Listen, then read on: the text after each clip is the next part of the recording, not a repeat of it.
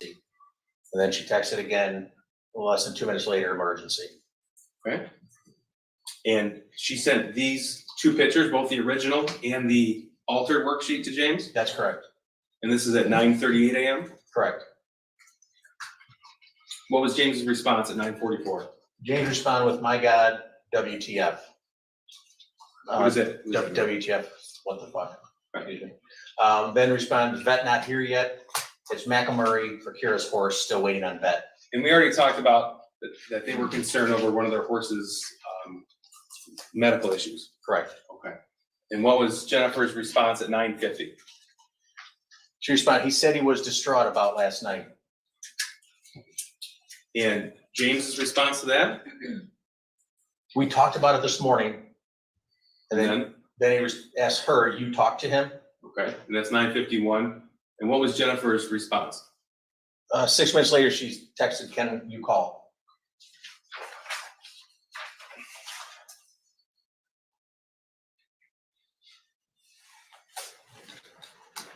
Did Jennifer leave her work and head to the school? Yes, she did. Okay.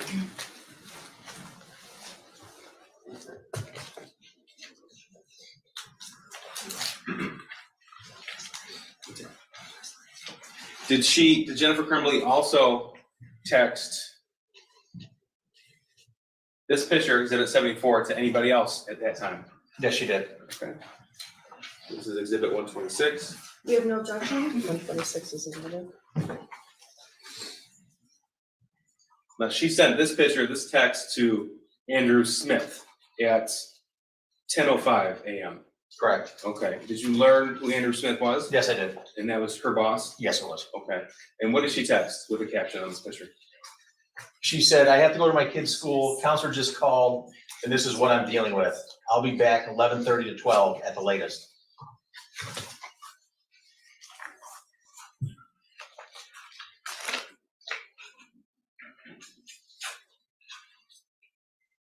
And did she leave her employment? Yes, she did. This is 127. No objection? 127 is admitted. Okay, this is her leaving at 10:06. Yes.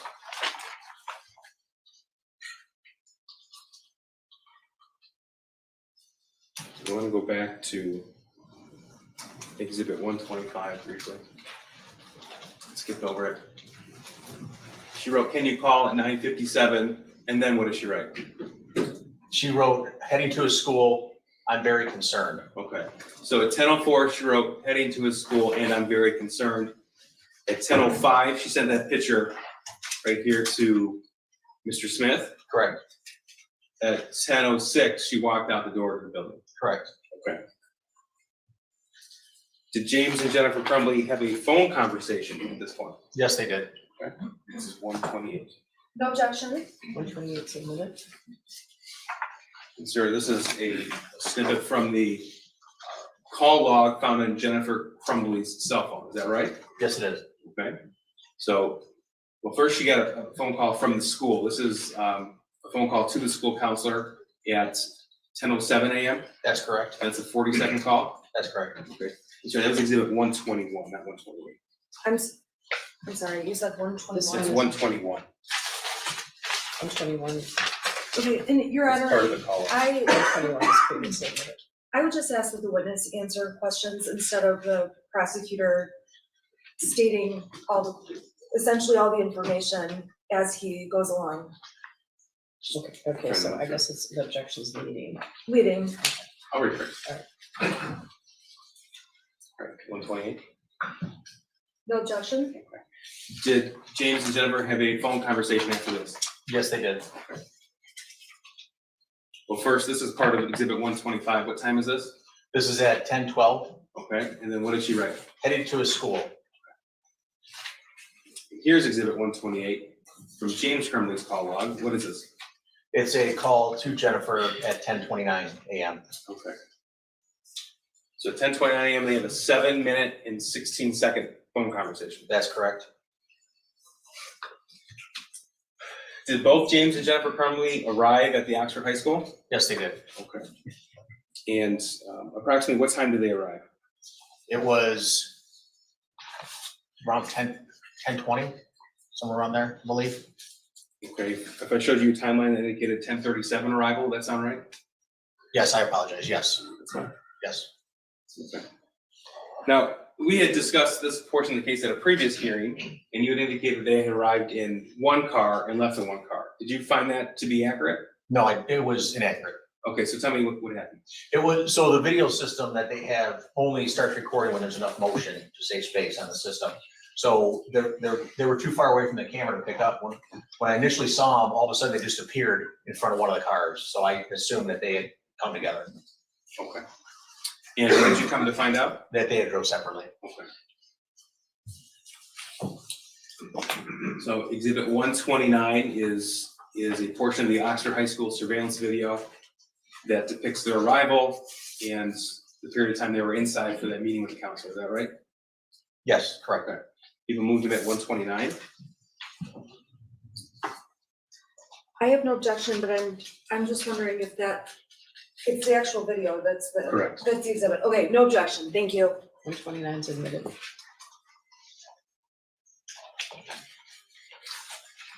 So there's a timestamp at the bottom. I want to make sure we see this. 10:36 a.m. and this is November 30th, 2021. That's correct. Okay.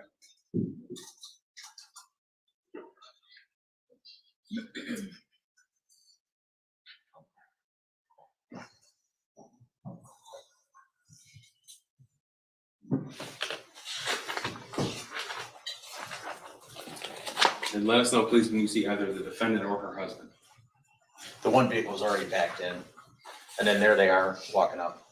They as the defendant and her husband Yes, in the magnified area? correct, yes.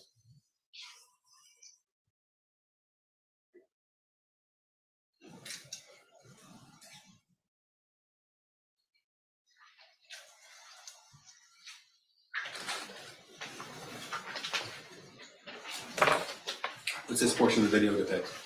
Them coming into the school, What area of the school? the front by where the offices are. Okay. This is 10:39 a.m. Correct.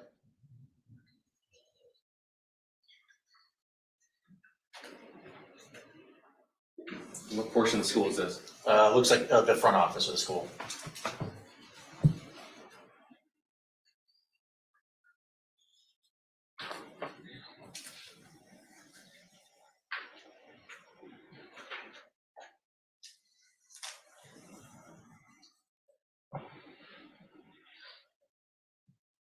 Now this time right here, that's a broken clock, correct? It is correct, it never changes.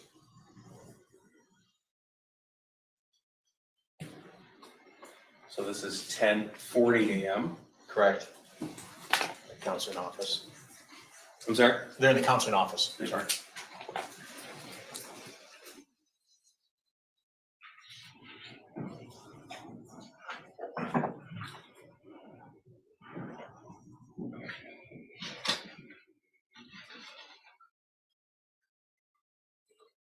Did you come to learn who this person was? Greeted them? Yes, Who's that? Sean Hopkins. Okay. He's the counselor at the Oxford High School? That's correct.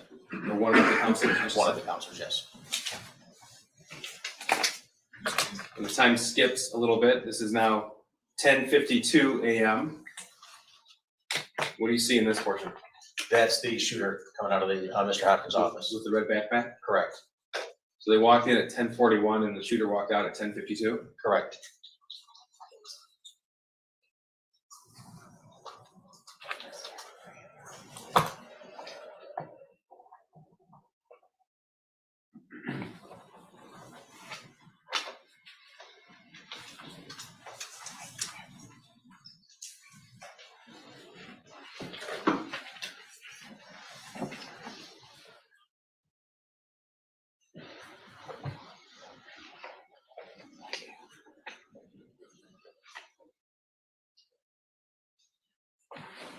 This is 10:53. Who do you see? That's James and Jennifer Crumbley coming out of the Mr. Hopkins' office. Now, there was something in his hand here. What is that? Can you tell? I wasn't able to tell what that is.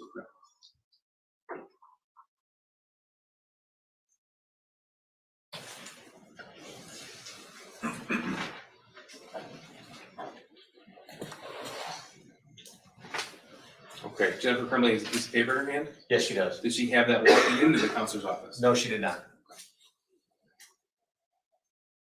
And then right there, she handed that piece of paper to James Crumbley? Correct.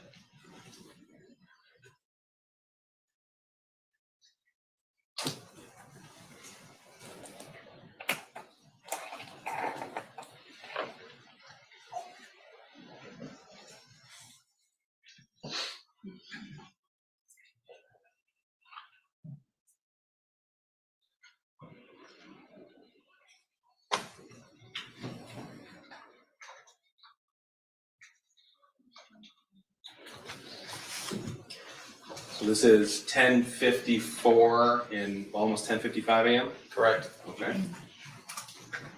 Did you see James and Jennifer Crumbley at the top of the screen walking Yes, the cars? yeah, they're at the top of the screen coming Okay. from school. Thank you.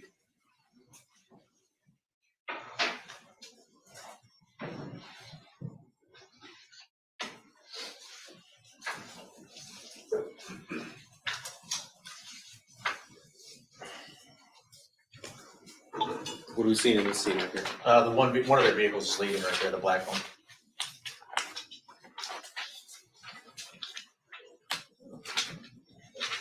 And then that third row on the far right, the other car should be leaving shortly now.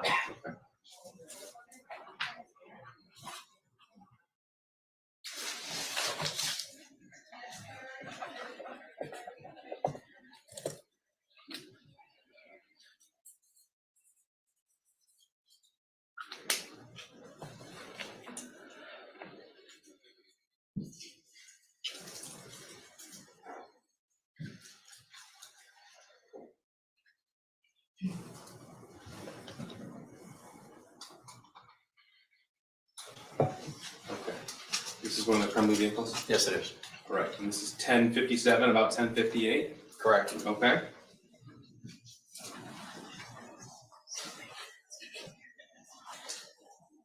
So we saw them walk in at 10:41 to the office. Their son left at 10:52, is that right? And then we saw them leave the parking lot here at 10:57, 10:58. That's correct.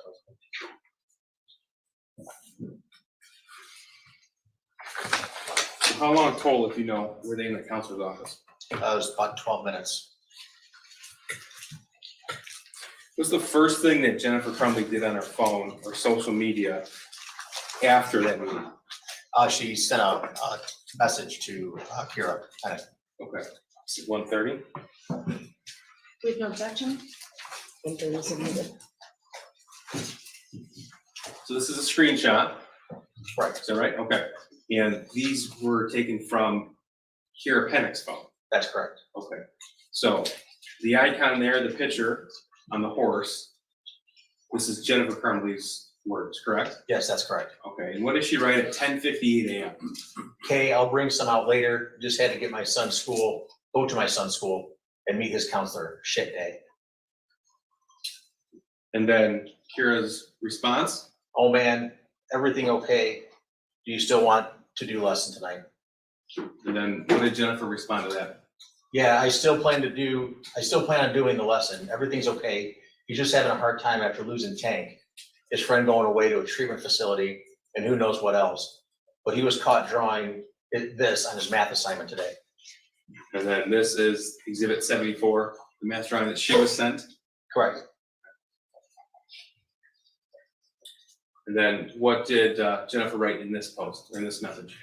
As long as I can get out there early enough because I had to leave work for an hour. I have a meeting in Southfield at 3. I should be done with that by 4. I plan on being there. Plus the vet said it's better for him to move around to keep his circulation going while he's dealing with mud fever. Good times. She's talking about a horse, right? Correct. When she said, I had to leave work for an hour, she's talking about when the school called her for the meeting. That's correct. And what was the response at 1:26 a.m.? I'm sorry, if you can read that. It's, Kira responded with, OMG, oh my God, he needs some horse therapy. I bet he, then it cuts off. Okay, that's fine. The rest of these will be in through Kira later on. What's the first thing that James does when he leaves the meeting? Starts door dashing. This is 1:31. No objection? 131 submitted. 31. So what are we looking at right here? That was a response from a search warrant served to DoorDash. Okay. So we have not just the 30th, but we also have the 29th. I'm gonna direct you to the first DoorDash pickup, November 30th, 21 at 11 a.m. Is that right? That's correct, that's when he checks in. Okay. So that was about 4 minutes or so, 3 minutes after he left the parking lot. That's correct. And Jennifer's text to Kira was about 2 minutes after she left the That's parking lot. Did Jennifer go back to work? Yes, she did. All right. Here's 132. I'm sorry, Judge Henry, yes, no objection. 132 is admitted. Thank you. And this is what? Her re-entering her place of employment 11:24 a.m. Okay. And that's November 30th? Correct.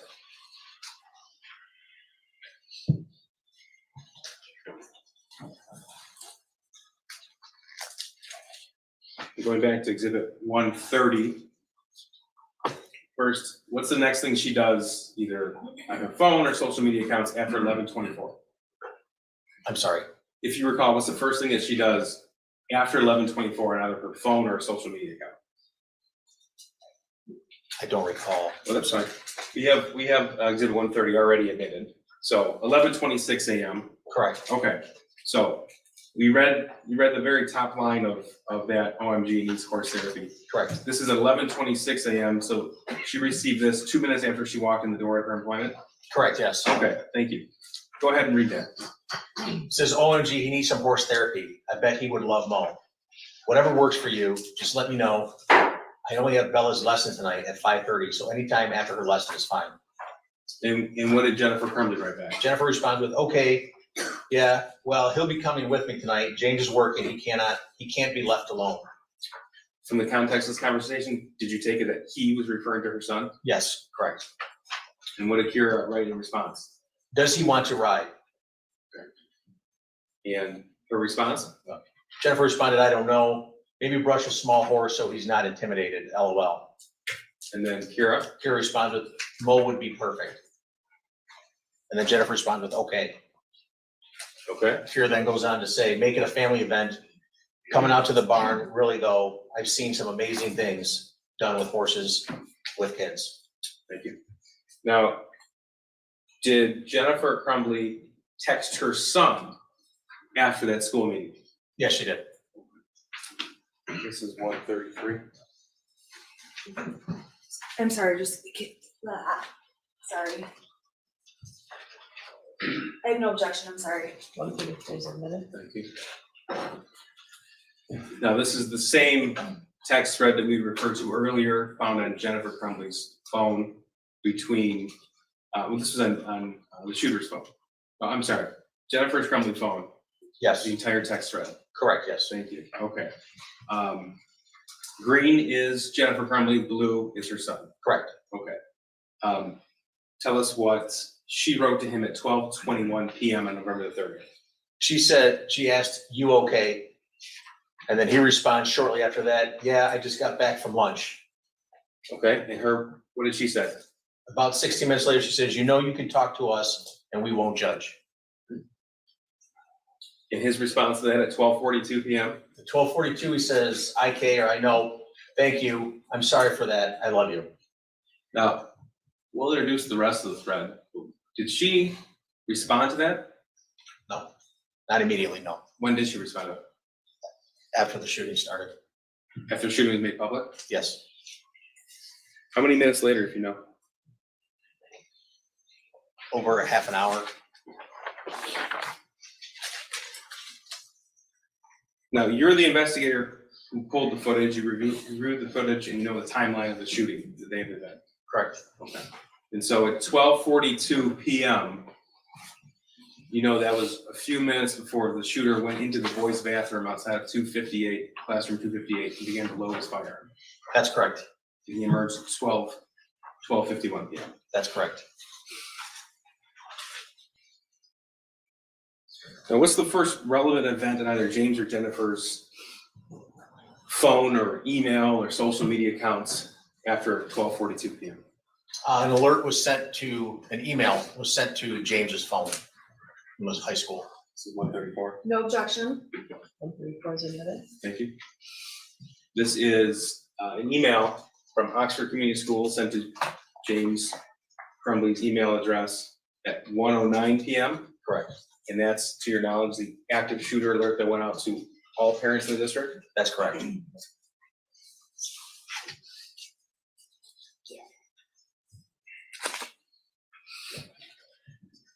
Now, when James received this, he was still making DoorDash deliveries? Yes, he was. Were you able to pull location history from his device? Yes, correct. Yes. It was 113, oh, sorry, 136. No objection. Is this 135 or 137? 136, Judge. We 136. skipped 135. No Wait. objection. I have no objection to 136. 136. And then, are you gonna do it? No, we're skipping 135. You're skipping, okay. Sorry, I'm just trying to keep my numbers straight. 136 is admitted. Thank you, Judge. So this is location data from his email, the email that he received the active shooter alert, Correct. November 30th, 2021, and this is at what time? This is at 1:13 p.m. Okay. Where is this? This is at the Meyer. He's in the parking lot of the Meyer. Okay. And that's the Meyer off of Ray Road? Yeah, it's the one that I responded to, yes. Okay, so that was the reunification location for all parents. Correct. Did he stay there? No, he did not. Okay, how long was he there? I think just a matter of minutes.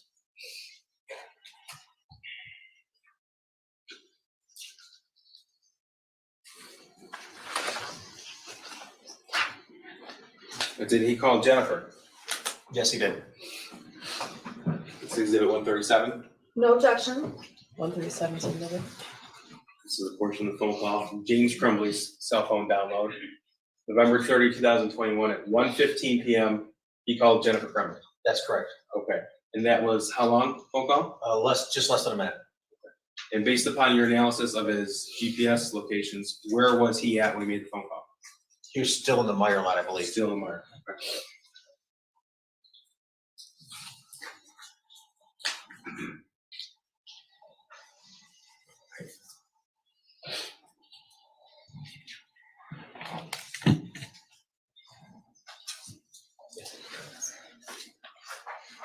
Now, did you find out that Jennifer Crumbley left her work around that time? Yes, she did. Exhibit 138 is a surveillance video of Jennifer Crumbley leaving work. Objection? No objection. 138 is admitted. So this is 1:18 p.m.? Yes, it is. Okay, so this is after the active shooter alert went out at 1:09 and after she was on the phone with her husband. Correct.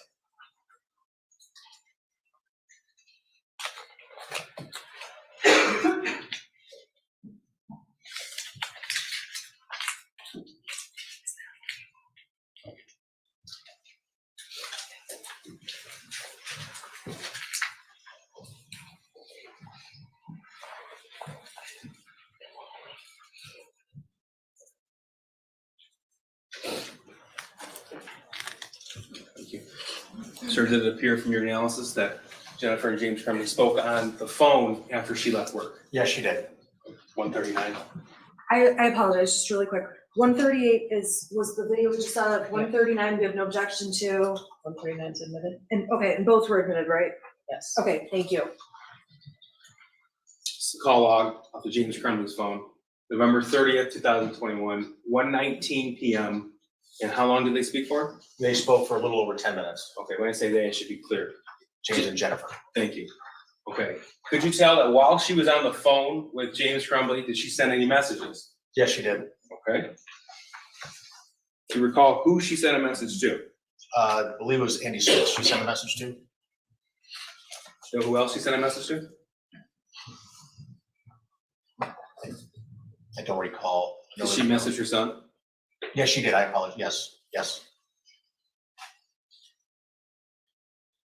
Okay. So this is 140. This is location data. No objection? 140 is admitted. Thank you. 140. This is GPS location data for James Crumbley. This is 1:20 p.m. Correct. Okay, November the 30th, and this is at their home at 112 East in Oxford. On East Street, yes. Okay, so just to back up, just to make sure we're clear, James Crumbley received the active alert email at 1:09. Correct, He called Jennifer Crumbley at 1:15 while he was at the Meyer parking lot. correct, And he leaves the Meyer parking lot and he's home at least 1:20 p.m. correct. Okay. And they had a 10-minute phone call that began at 1:19 p.m. that indicates to you that they're still on the phone? Yes, Okay. This is 1:41. No objection? 141 submitted. Okay, so about this time of the day, could you tell if Jennifer was on the move? yes, she was. Okay, so this is what time? This is at 1:20 PM. Okay, and this is at her location of her employment, correct? Yeah, Telegraph at Square Lake, Okay. south of here.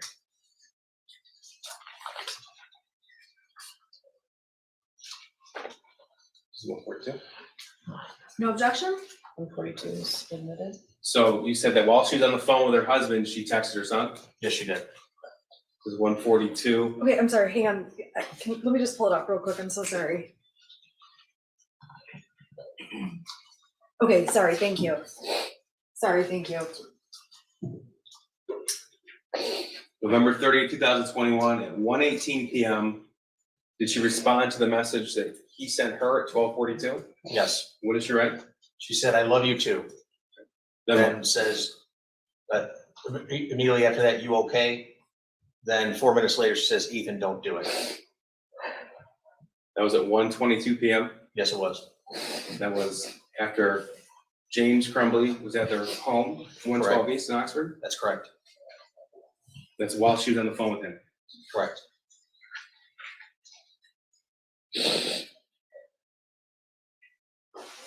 You said she sent a message to her boss, Mr. Smith. Yes, she did. We'll go back to exhibit 126. What did she write him at 1:23 p.m.? 123, she texts, the gun is gone and so are the bullets. And then what did he respond? He responds with, I'm praying everything is okay. And Jennifer says, OMG, or oh my God, Andy, he's going to kill himself. He must be the shooter. So that's right a minute after she wrote to her son, don't do it. Correct, That's while she's on the phone with her husband. that's correct. Did you come to find out that James Crumbley called 911 that day? Yes, he did. Was that at 1:22 or 1:20, or was it later? It was later. And was it before or after they had this text message conversation? It's after, Phone call. after. Okay. So in fact, did you find that James Crumbley called 911 at 1:34 p.m.? That's correct. Exhibit 143. It's the actual cause. No, no objection, thank you. 143 is submitted. So just so council knows, it's all listed in the exhibit list. It says 911 call. Easier. It does, but I'm like, there's one of me. I'm going as fast as I can. I'm Okay. trying. No, that's right. Exhibit Okay. 143.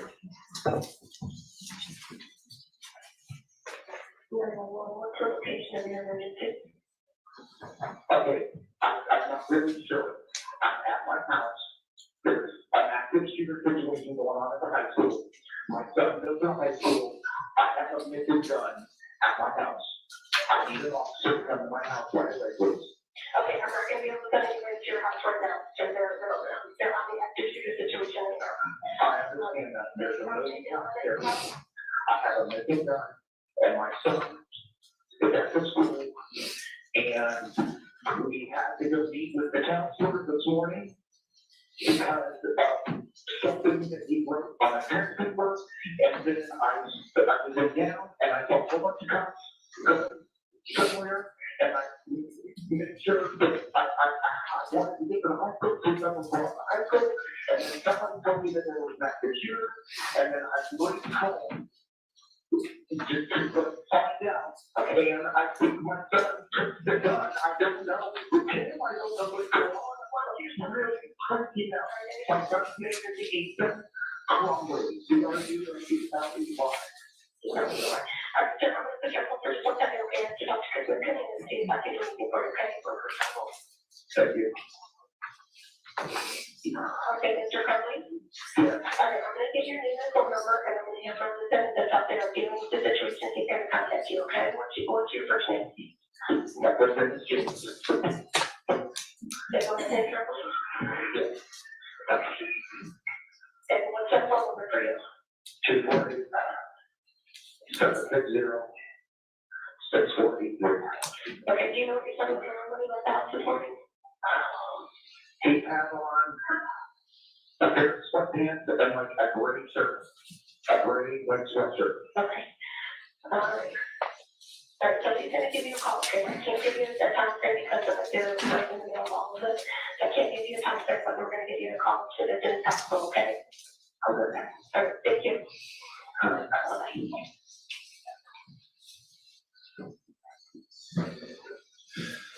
Sir, we saw the location data that James Crumbley left the Meyer on Ray Road at 117, and he was home by at least 120.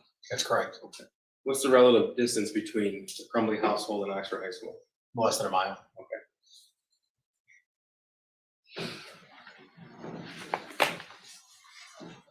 Now, after this phone call was made, did you learn that James and Jennifer arrived at the Oakland County Sheriff's Office substation in Oxford? Yes, I did. It's 145. No objection. Well, what is this, 144? 144, yes. Okay, 144 is admitted. So this is a call log. James Crumbley's phone call. Are you aware whose number that is, number 17? Yeah, actually, it's one of the sergeants in special investigations, Sergeant Joe Bryant. Okay, so this is after the shooter is taken into custody. Correct. Okay, so you know that he was taken into custody right about 1 p.m. on November the 30th? Yes, he was. Okay, and this is 1:50 p.m. Correct. Okay, so Sergeant Bryan learned who the shooter's parents are and he made a phone call to James Crumbley. Correct. And shortly after this, did James and Jennifer Crumbley both go to the substation to meet with police? Yes, they did. No objection. No objection to 145 or 146. 145 and 146 are admitted. Just quickly, this is the verified. They were in fact at the Sheriff's Office 148, both James and Jennifer Crumbley. Is that right? Correct. I'm sorry. Yes.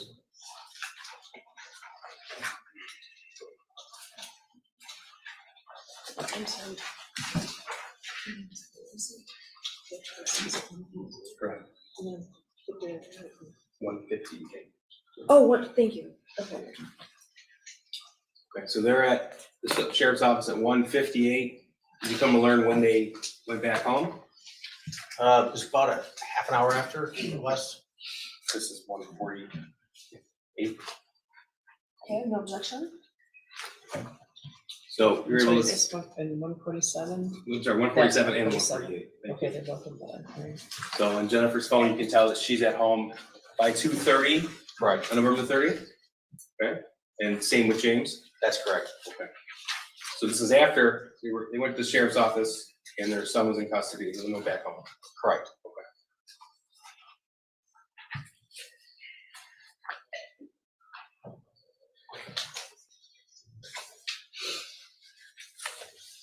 Now, sir, did you have the opportunity in the course of your investigation to review what we have referred to as the burner phones as well as the replacement phones?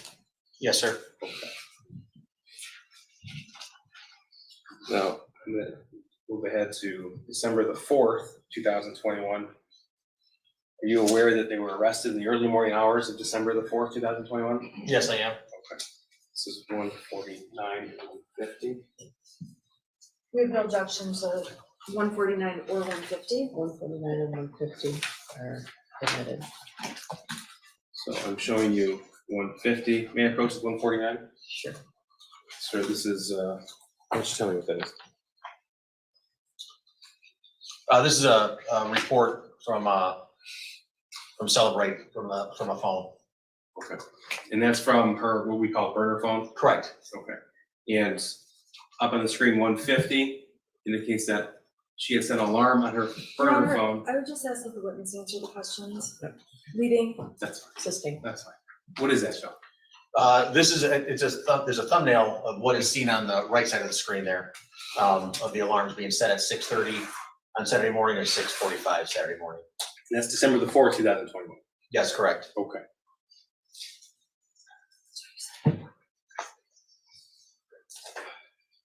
Now, did you find evidence on the replacement phone, which is the phone that was ported with their original numbers, that they had attempted a two-factor authentication for social media accounts? Yes, they did. Okay. Now, we had talked at the very beginning of your testimony about deleted content and your ability to recover deleted content. Do you remember that? Yep. Okay. Were you able to uncover some deleted content in this particular case? Yes, And we've talked about the Facebook message chat between James and Jennifer Crumbley, correct. and you've already indicated that that chat was deleted from Jennifer Crumbley's phone. That's correct.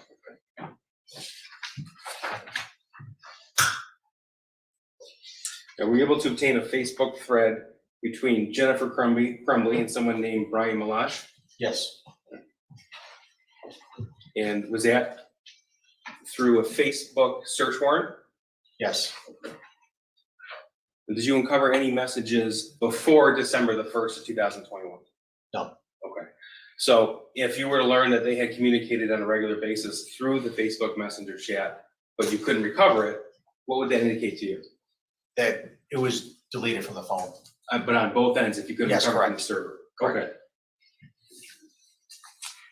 Now, going through the evidence that you were able to uncover from Facebook itself, could you tell that some messages were selectively deleted? Yes, Okay.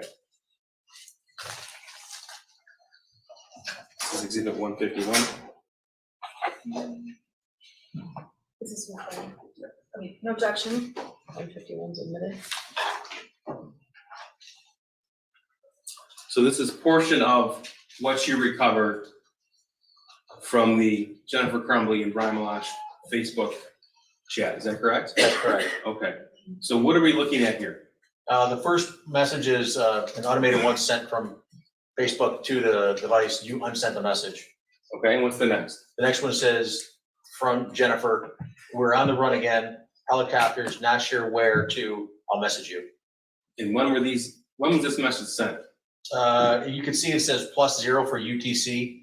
So you have to subtract 5 from the actual time that's displayed there, from there. So that would have been 7:31 in the morning. And what day was that? 31.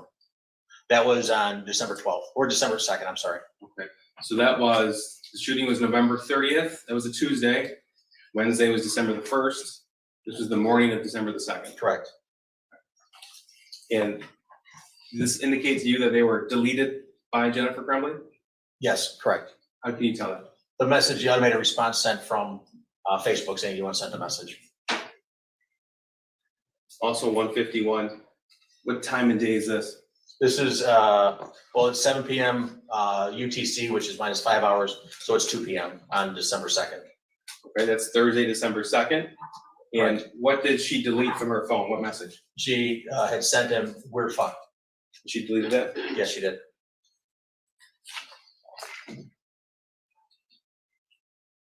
Go back to exhibit 126. Were you able to tell that Jennifer Crumbley deleted some messages she sent to Andrew Smith? That's correct, yes. And how were you able to tell that? Because of the screenshots that were obtained from Andrew Smith don't match what was obtained from her Okay, device. this is exhibit 151. No objection.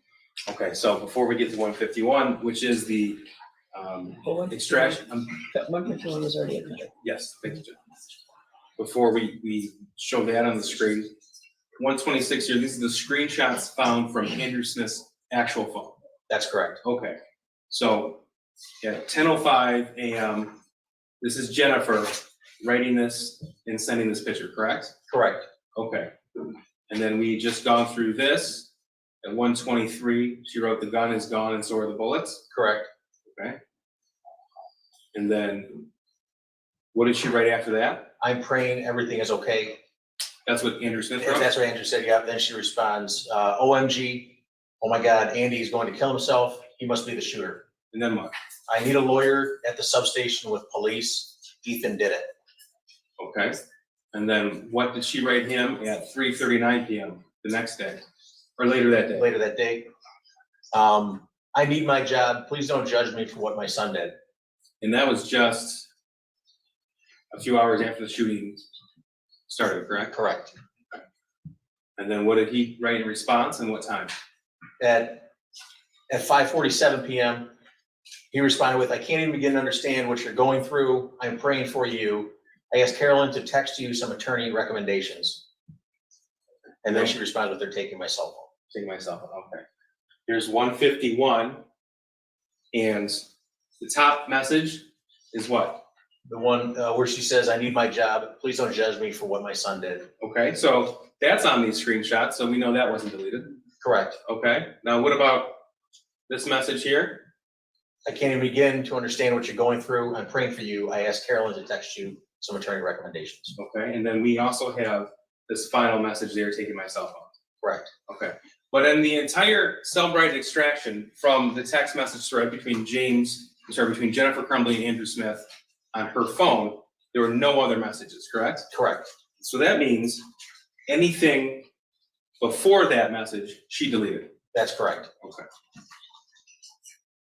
So the only thing, "I need my job, please don't judge me for what my son did," that was 3:39 PM. So the gun is gone and so are the bullets. Has been deleted. OMG, Andy, he's going to kill himself, he must be the shooter, that was deleted. "I need a lawyer at substation with police," that was deleted.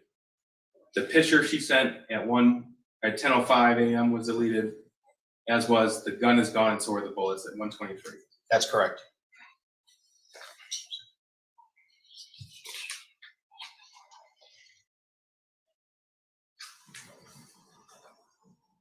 So I'm gonna turn now to the Facebook messages between Kira Pennick and Jennifer Crumbley, specifically comparing what was found on Jennifer's phone with what was found from the Facebook search warrant from that particular chat.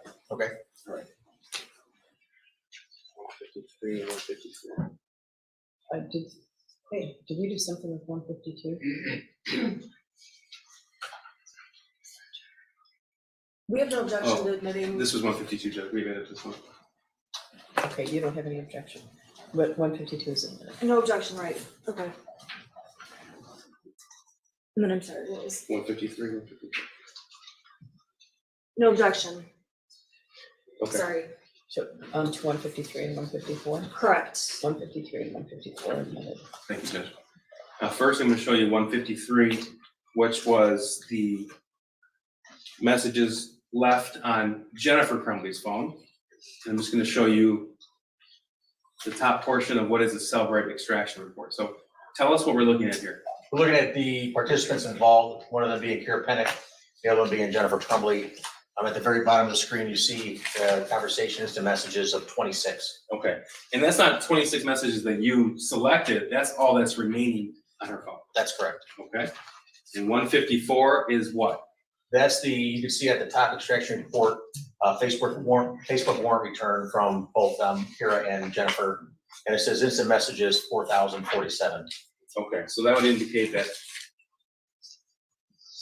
everything other than those 26 messages remaining were deleted by Jennifer Crumbley. Correct. Okay, one moment, Your Honor.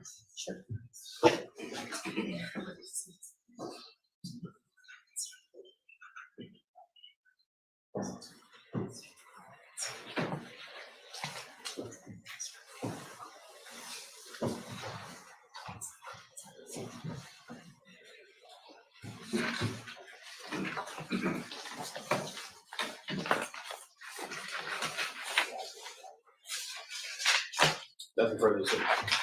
Cross. Thank you, Your Honor.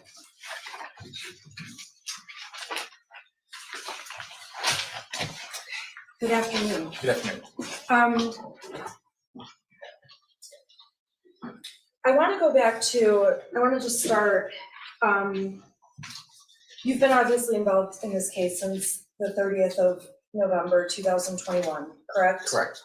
And since that time, you have collected and looked at an abundance of evidence related to the Crumbleys, the shooter, the shooting, everything, correct? Correct. And when you were testifying earlier, you testified that at a previous hearing, you had testified about the parents when they first went into Oxford High School, correct? Correct. And on that day, you had reviewed many, many materials prior to coming to court. Correct.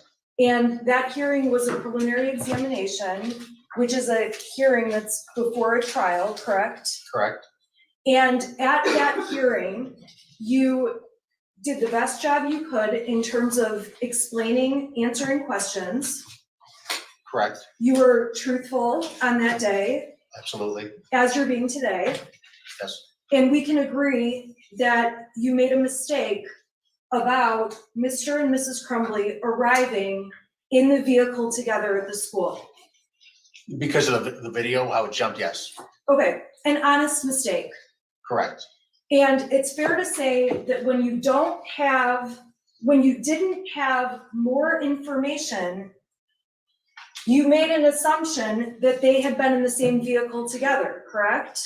Correct. I didn't know how many cars they had at the time. You see them walk into the school together, but you couldn't see before that. Correct. And that's why you testified, honestly, you thought they had arrived together, but it was incorrect. Correct. And so you would agree with me that the more information you have about any topic and the less guessing, the more accurate the information will be that you give on this witness stand, correct? I wasn't guessing before. I didn't know how many cars they had. I just saw them appear in front of the car. Right, so when you testified and said they arrived in the same car, that was incorrect. Correct. And I'm saying that had you had more information about seeing the vehicles pull up or seeing each one get out of separate cars, your testimony would have been different, correct? It would have been included in the video, correct? And so my point is, you do the best job you can with the information you have, Yes, ma'am. but you're certainly not someone who can go back in time and see and know every detail of every single thing that's happened, correct? Not every single thing. You could put together a good timeline with all the information that you gather, yes. And it's fair to say for this jury, you have put together as detailed of a timeline as you can about all of the events before November 30th through 11/30th and beyond 11/30th, correct? That's correct. And when you are doing that, you are taking data from cell phones and other investigators, from surveillance, from all these different materials that are a part of the investigation in this case. Correct. And it's possible that at times when you answer a question, you may not be accurate, but you're not sitting here intentionally trying to lie, correct? It's absolutely correct. Okay. I'm gonna go back through the investigation that you did. It's fair to say, and I think you testified, you started obviously on November 30th of 2021, correct? When the investigation started? Yes. Yes. Okay. And can you give the jury an idea of how much time it takes to get certain evidence, or kind of what it looked like going forward from 11/30 when you received various pieces of information? So on 11/30th, let's talk about what you saw that day. You obviously saw the surveillance camera from the school, correct? Yes, correct. Okay, on that day, did you have the surveillance camera from Jennifer's office? That came afterwards. Okay, that came down the road. Yes. At that time, did you have the text messages between Jennifer Crumbley and James Crumbley? That came out, no, that would have been afterwards. Okay, when did that come? It would have been within a week, 2 weeks of that. We would have had to, I explained the process of getting the data from a phone. Depending on how much data there is, it could take a while and then to sift through all of it. So it could be anywhere from a couple days to a couple weeks to get everything that you're looking for. And in terms of the investigation, there were materials you had on the 30th, obviously. Correct. There were materials you received in the days following the 30th, correct? Correct. And there were some materials that law enforcement didn't have for weeks and months that became a part of this investigation. Is that a fair statement? That's correct. And as more and more information became available, you would turn it over to the prosecutor's office. Correct. And then you would assume that they would turn the evidence over to the defense for it to be used in court by all parties and the judge. Yeah, I knew my job. I don't know what they're, yeah, they have to give that up. Yes, I understand that. Okay, so at the time on the 30th, it's fair to say all of the evidence that you have in this investigation, I'm sorry, not on the 30th. The 30th was the day of the shooting, and Mrs. Crumbley was arrested overnight between December 3rd and December 4th, correct? Correct. And it would be fair to say that between November 30th and December 3rd, your office and team and all law enforcement were working as hard as they could to collect information and collect evidence, correct? Correct. While you were working as fast as you could, there were a number of materials that you did not see until after Jennifer Crumbley was arrested. Well, just because of the sheer volume of information that we were pulling together at the time, yeah, I mean, it took a while to go through it. And when you're looking at all of the information about Jennifer Crumbley in this investigation, much of what you're doing is looking back in time in hindsight. I wouldn't, I mean, we're trying to put a story together, a series of events or a digital footprint of what had happened. We're trying to put that together. And as you're trying to put that together, you're doing the best you can to make the timeline and the evidence make sense, correct? Correct. But in terms of what happened in the months before the shooting, the day of the shooting, and the days after the shooting, you obviously were not with the Crumbleys 24/7, correct? No, I was not. I didn't know them before this. And it's impossible to have, there isn't any way to have a videotape, for example, of all those months, that shooting day and the days following, correct? Correct. So you take bits of information and try to put it together the best you can to make sense of it. Are you referring to this investigation or throughout life? Well, both. I mean, I guess we do that in both, right? I guess if, in my life, if my son had hallucinations, I would have taken serious pause with that. All right, let's stop for 1 second. When you say hallucinations, you're saying that you would take serious pause, but in reality, you did not know the shooter before this shooting, correct? No, I did not. You do not have awareness if he was really having hallucinations, correct? I would have taken some time to look into it. You're aware that there's this text thread, and we're gonna get into it later, where he's telling his parents he's seeing things, correct? Correct. But you weren't a part of any of the conversations or a part of that household in those days around that text message conversation, correct? No, I was not. You're You said not, you didn't know them before this. okay, you're not aware of what Jennifer and James and their son had been talking about in person before and after those text messages. Well, like from the text message, I know the son on a couple of occasions asked or spoke with his friend about seeing a doctor or wanted to go see his doctor, tell his parents he was going to, tell his parents that he wanted to go see a doctor. And while there are texts between the shooter and his friend, you have no evidence that Mrs. Crumbley has ever seen those texts, correct? That she has read them? No, I Right. do not.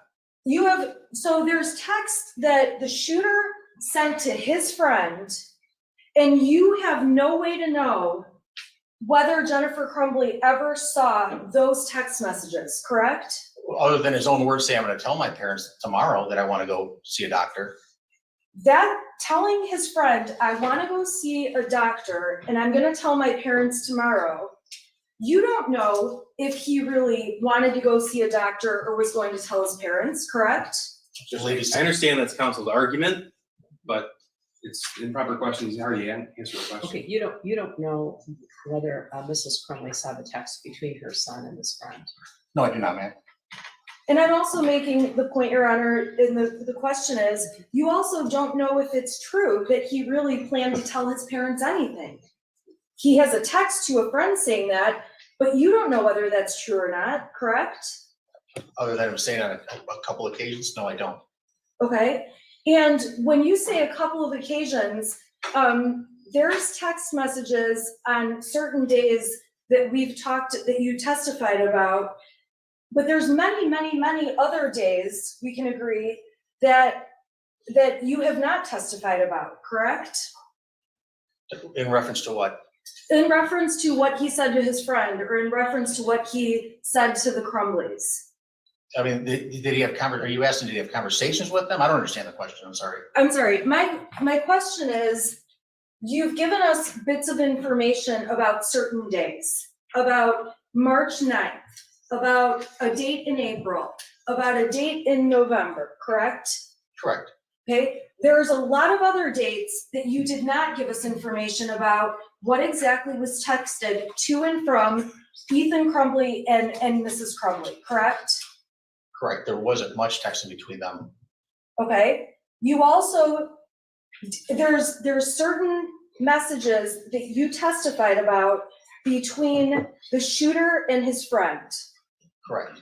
There's also a lot of other text messages between them that you have not talked about. Well, because the stuff that was talked about was not allowed to be talked about. He talked about. Your Honor, Yeah, okay. this, Well, I think it's important, Judge. Yeah. Counsel can't ask questions about evidence that she sought to exclude. Okay, telling this jury that I sought to exclude evidence that was irrelevant is very unfair, and that is improper. Okay, well, there's a lot of improper things here. No one's hiding any evidence from the jury, okay? So I don't want any implication that this witness is hiding what evidence from someone. So, Thank you, Judge. so don't ask about the messages if you don't want to know. So, Okay. When you're talking about the text messages, let's back up and do this differently. You went through text messages between the shooter and his friend to find evidence to support that the shooter was having issues, correct? To build, we went through the text message to try to get an idea of who he was and what he was going through and what he had talked about with his friends. And when you saw His friend, text I'm sorry. messages like you testified about involving seeing things and dishes flying and demons and things along those lines, you gathered those, and that was the evidence that you've presented to this jury to support your case, correct? Well, because those are things of importance that he was hallucinating and seeing stuff flying off the shelves. And there's no other evidence or that we could find on the phones or communication between them to say that that problem was remedied or that a phone call was made to the shooter to what's going on or how can I help you, son, or anything like that. None of that was found. So it was important that that was what he was struggling with. Okay, you're guessing that is what he's struggling with. You're doing the best you can, but you're getting pieces of information out of text messages, and really you don't know these people or what was going on, other than what you see in these texts. he agrees with that. He didn't know any of them before this. Yeah. Okay, I apologize. Well, I keep ending up in a situation where we're trailing off and repeating, and I would just ask that. Yeah, he stop. doesn't know them.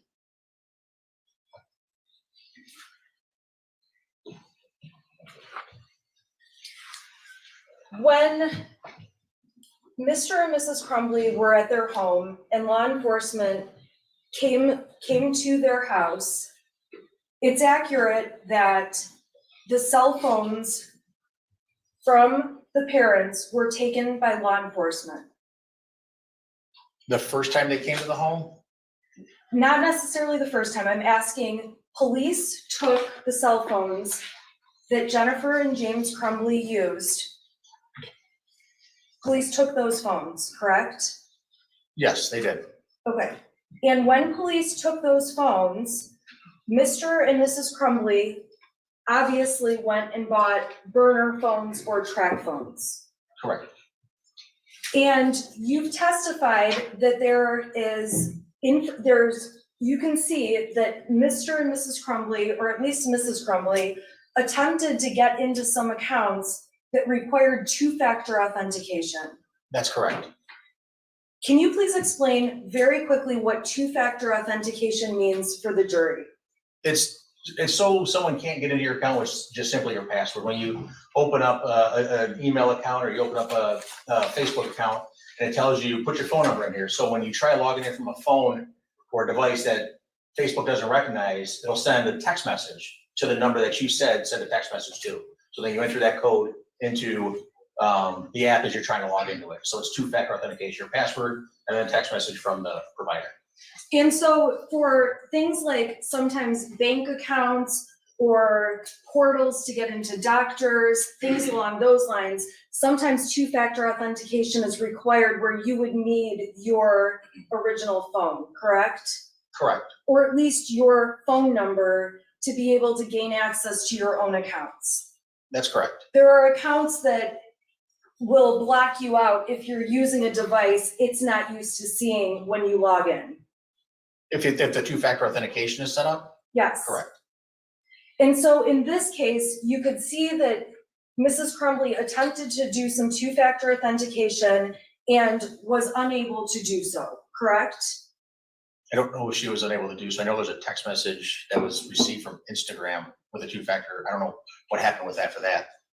Okay, so after buying the track phones, the burner phones, it's fair to say that Mrs. Crumbley and Mr. Crumbley went to their phone carrier and purchased new phones that have their regular phone numbers on them, correct? Was that after the burner phones, is that what you're saying? Yes. Yes, they did. Okay, so when we're talking about the Crumbleys having 6 cell phones between them, the 6 cell phones include their original phones that were given to police, correct? That's correct. It includes these 2 track phones that have different phone numbers where you can't do the two-factor authentication, correct? That's correct. And it includes the 2 phones that were purchased after that so that they could have their phone numbers back on devices and then access accounts. That's correct. And from the phones, when you seize them, there is evidence that Jennifer Crumbley attempted to deactivate and delete a number of social media applications, correct? There was talk about it in text messages, you need to delete this account or whatever, I don't know. Do you have something in particular that you're, a certain account that you're asking? There are text messages within the exhibits the prosecution has admitted, and I can put them up, that show Mrs. Crumbley and Mr. Crumbley were trying to deactivate Facebook accounts and Instagram, correct? I know there were text messages people texting them, telling them to do that, yes. Okay, and part of the reason people in those text messages were telling them to do that is because after the shooting, there were threats and, there were a lot of threats against Mr. and Mrs. Crumbley. Judge, respectfully, I don't believe this officer can testify as to the reason why people said that. He can testify that there was attempts to delete and things were deleted, but the reason for the motivation, he can testify. Well, he can't testify about the motivation, but did you see anything? Did you see threatening messages to them? I don't recall seeing any person, no ma'am, I don't. Okay. Do you recall that when in the text messages that Jennifer Crumbley sent out, she told Ms. Brian Maloche, she told Kira Pennick, she told multiple people that she was being threatened? Are you telling me that? Or I'm me? asking you.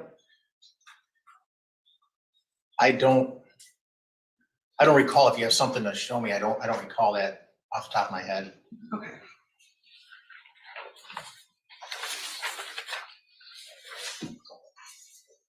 Which one is the best one?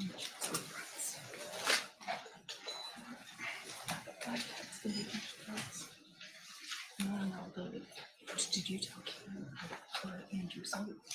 Yeah, before down, Karen's message, the safety and stuff.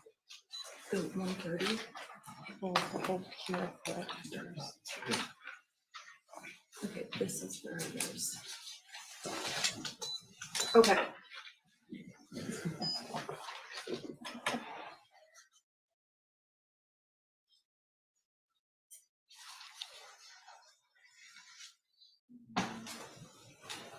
Okay, so in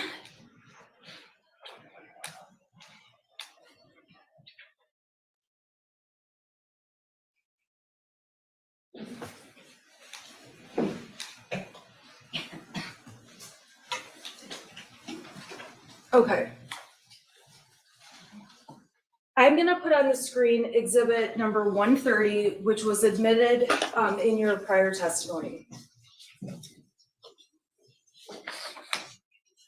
Is it? Right. Yeah, sorry.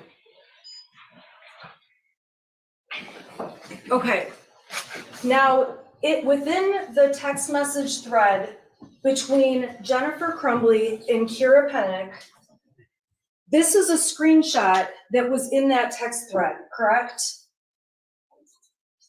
This from Kira Penix, a screenshot of hers? Is that what this is?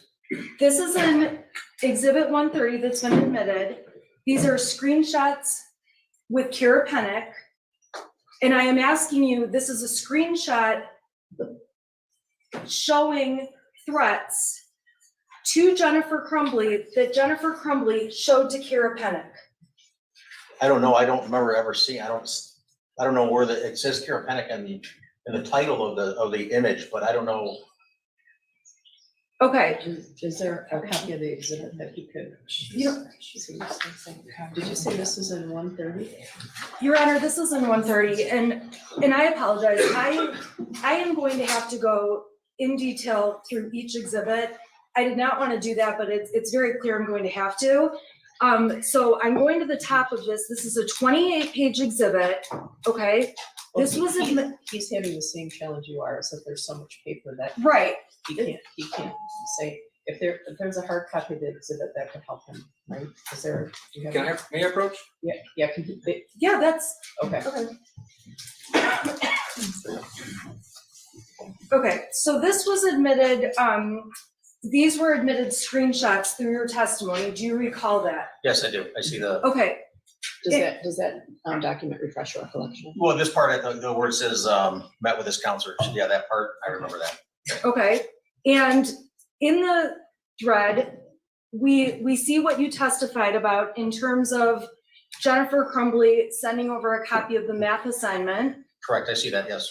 Okay. We see the testimony you gave about Ethan being upset, having lost his friend and going away, and his dog.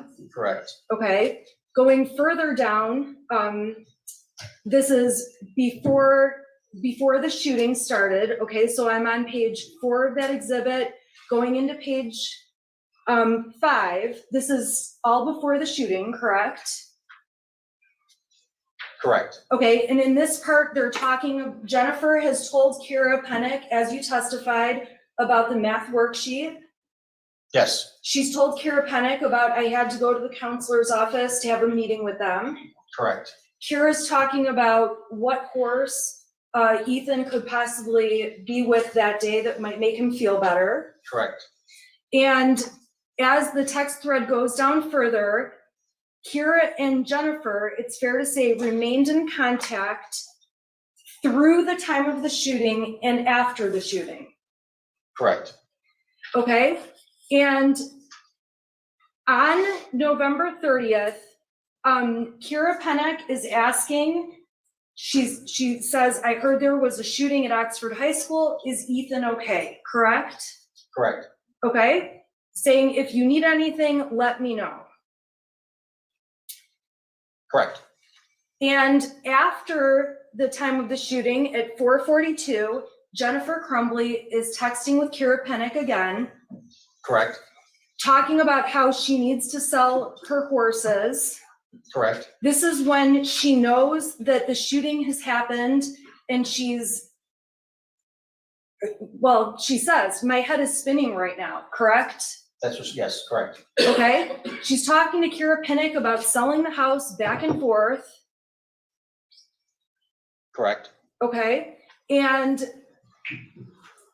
Kira is talking about how she'll take care of the horses for Jennifer, correct, okay? And Jennifer says, I don't have my cell phone right now. She tells her I'm on this track phone correct, because the police have her real phone, correct, okay? And then Kira tells her about how there's stuff on Facebook, people are figuring out what's going on, correct? correct, And Jennifer indicates, I'm off Facebook, I'm still in shock, correct, okay? And Kira offers to send Jennifer, can you receive pictures? I'll screenshot it, correct? yes, And then Kira goes on to send Jennifer screenshots of something a mutual friend posted that was about the shooting, correct? that's correct, And their discussions are about, it says right in the exhibit, I cannot believe people on Facebook. I'm so sorry you're having to deal with this stuff, correct? correct, Okay. She asks a question about the medication, and Jennifer indicates we're at a hotel in Lapeer and that the news is live at her house, correct? correct, Kira's response, at least in the text messages, is please stay safe, correct? correct, And Jennifer sends her over what appears to be a screenshot from a social media app, maybe Facebook or I'm not exactly sure, but you can see that Jennifer sent a screenshot where she has received nasty messages to her. So I'm just gonna object to the form of the question. Mr. Rogowski can certainly read all of this, but calling it a threat or nasty, that's not for him to answer, that's for the jury to determine. Well, yeah, they can characterize it. They can read it. But definitely they're not nice. Okay, can you please tell the jury what these messages say? Larry Barton.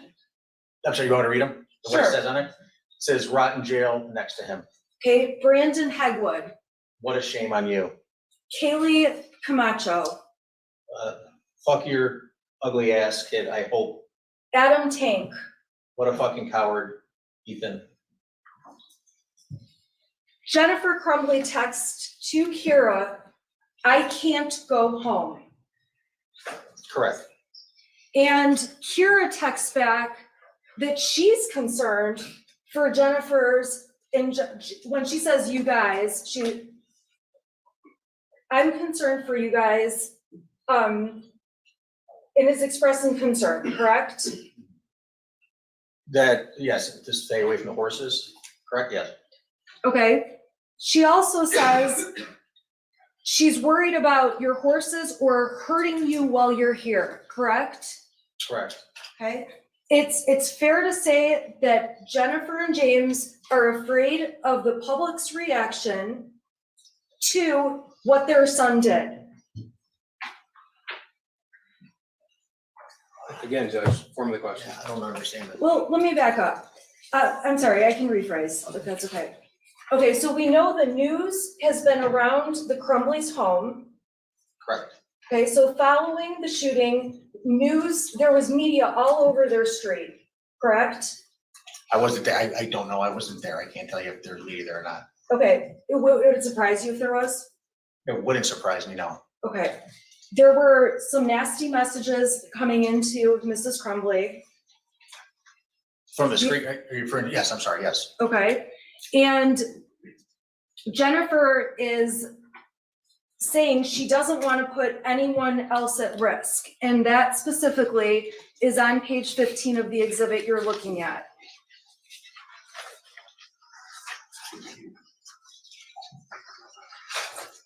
Correct.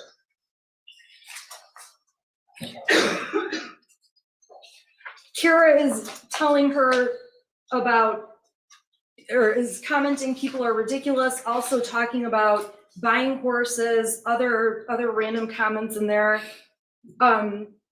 Is that a fair statement? There's some miscellaneous, I don't know. It's She just- also said, be honest about things too. Yep, Kira's saying to her, the best thing you can do is be honest about things. Correct. Okay, Jennifer's not saying, I don't plan to be honest, right? Didn't respond with that, no. Okay, Jennifer's not saying, I've got a big plan to lie, help me put this together. It's not in here, no. Okay, we have no evidence to suggest that Jennifer's telling Kira to lie about anything for her. Correct. Okay, so when Kira's saying be honest, she's saying be honest, but you have no reason to believe that Jennifer's attempting to be dishonest at this point, based on that message. At this point, no, Yeah. but they And were then- taken into custody for a couple days after they were told to turn themselves in. I'm sorry? They were taken into custody a couple days after they were supposed to be taken into custody. Okay, we're gonna get there, we'll get there. Jennifer Crumbley is representing that she's trying to work out lawyer fees, figuring out about being questioned, if she's gonna be brought in, amounts she can pay, things like that, correct? Correct. Okay, and Jennifer is telling her, I'm bawling right now, my son ruined so many lives today. That's correct. And he did ruin so many lives that day. Yes, he did. And Kira is writing back to her, she wishes she could help more, she's also in shock, correct? Objection again, form of question, Judge. Well, he doesn't know if she's in shock. She said, she texts that. Okay, I'm sorry, she texted, I am still in shock too. That's what she texted, correct. And Kira encourages Jennifer, take it one day at a time, and again, just be honest about everything. It should help you through this. Correct. And offers to take care of the boys, which we would guess is her horses. The two horses at her farm, correct. Jennifer is thanking her for not judging her, unlike the whole world, correct?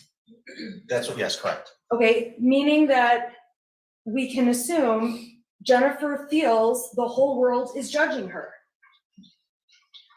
Again, objection to the form of the question. Yeah, well, he doesn't know, he knows what the text says, he doesn't know how she feels, but that's what she said. Okay, that's what the text says. That's what the text says, correct.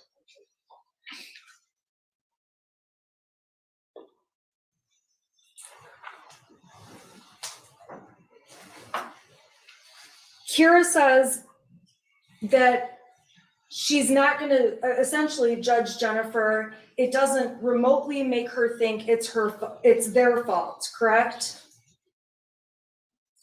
That's what Kira texted, yes, correct. And then Kira says, it sounds like Ethan was a troubled kid. Correct. It's unfortunate this happened, That's correct. okay? And Jennifer is texting her back, I wish we had some warnings. Something. That's what Jennifer texted back to her, correct?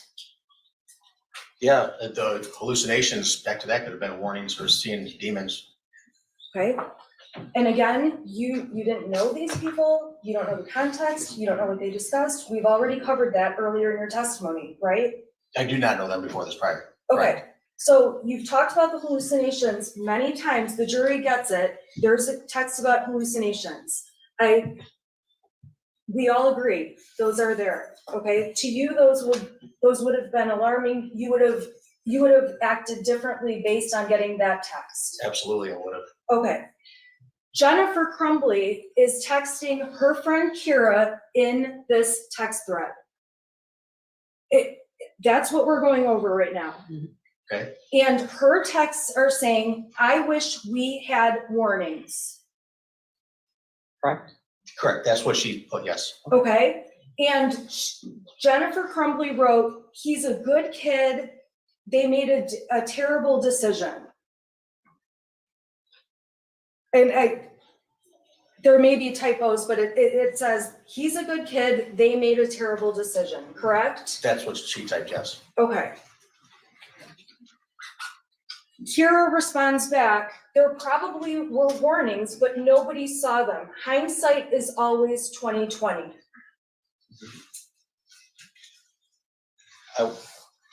I don't care if you agree with it or not. That's what's typed what Kira says. what's Hindsight typed is there. always 20/20, correct? That's what's typed there, yes. Then Kira goes on and says, people at the barn are concerned. I'm sorry, I'll go slower, okay? A lot of people have found out Ethan's all over Facebook. That's the next thing she says, correct? Correct, And then she goes on to say, people at the barn are concerned. correct, She tells Jennifer, I think it would be best if you didn't go out to the barn, or if you do, you should be escorted by police, correct? correct. When someone's escorted by police, that's usually for safety reasons, correct? Possibly, yes.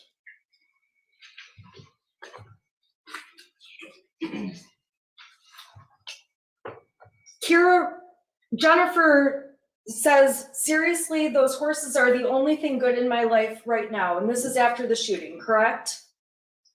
Correct, And Kira responds, I understand that, but we all need to be careful. correct, So it's fair to say there was a concern about safety regarding Jennifer after the shooting, and also other people around her were concerned for their own safety. correct. And it's also fair to say, and if you don't know, please just let me know if you don't know, a lot of people in this state hated Mr. and Mrs. Crumbley when they heard about this shooting. Judge, he can't I possibly don't know. answer that question. Yeah, I don't know how he can testify to that. Okay, There was widespread attention. there was widespread attention. Yes, there was, that, of course. And there were many news articles Correct, yes. and people on anything like this are naturally upset to see a school shooting. Absolutely, And people naturally are angry to hear that children have died. absolutely. And this was the kind of event that sparked a lot of emotion in a lot of ways. That's fair to say, That's fair to say for you personally. absolutely. You would imagine that for other people, they were personally affected by this, very emotional. Yes, And it's fair to say that this kind of a tragedy it was just horrific. We can agree it was horrific. the shooting, yes, it was, absolutely. Jennifer tells Kira to call her on Facebook. She's on a track phone, needs to figure some things out, correct? Correct, If they did have a phone call, you're not aware of it. Well, and I'll slow down. The next message says, sorry, I missed your call from Kira, correct? correct, But we don't know what happened in between the text about calling at 11:23 and the text the following day at 2:34. We don't know if there ended up being conversations or not. Is that a fair statement? correct. You can't tell from this Not from thread. this, correct. So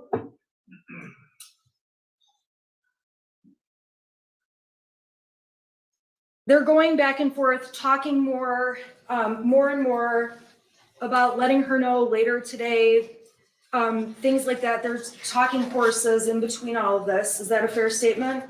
Correct, And on the bottom of page 22, Kira indicates, I don't want people to follow you or hurt you. correct, And Jennifer says, we are out of the area for a few days in a safe place until we have a better grasp on everything, correct?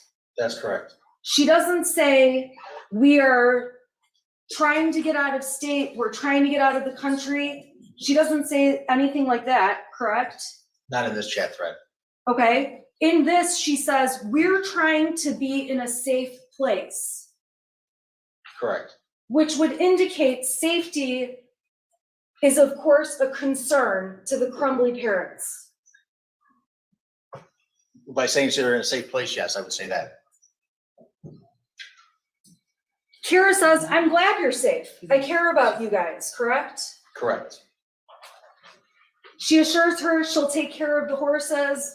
They'll talk about buying them, figuring out somebody to buy them, correct? That's correct.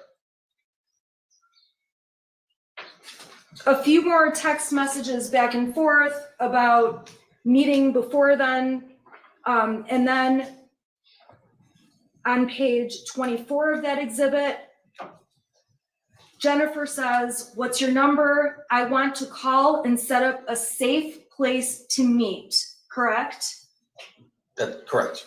Okay, she mentions that her messenger is probably being monitored, She does say that, yes. okay? And she's talking about she needs to get stuff, discuss the horses, correct? That's correct. And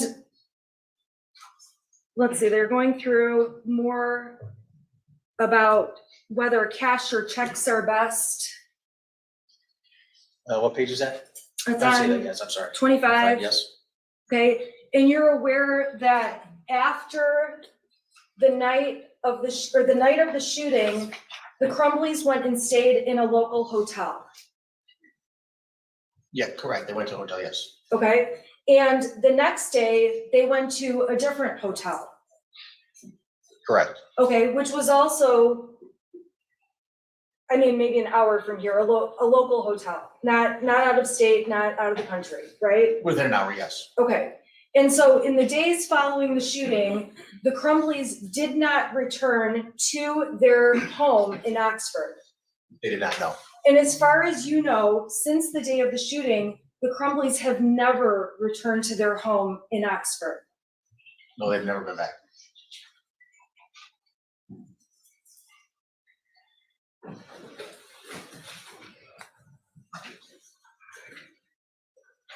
Let me just see if there's anything else, I'm sorry. Okay, and then the rest of this is talking about possible charges being announced, and things. Jennifer is saying, she's anticipating there may be charges announced, criminal charges. Yes, at the night before, I believe.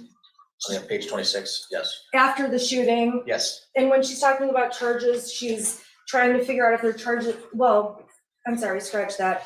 She's talking about charges against herself, correct? I'm not entirely certain if she's, it doesn't say whether she's referring to herself or somebody else. Okay, so she's waiting to basically just figure out what's going on. Because is what- again, counsel can't narrate what she thinks her client was thinking. She can have him read the text message. I admitted it into evidence. They can have it all. Yeah, okay, so there's a text. Okay, Maybe there, yeah. so the text says, Jennifer Crumbley wrote, I'm not sure what's happening. Yeah, yes, I'm sorry, yes. Okay.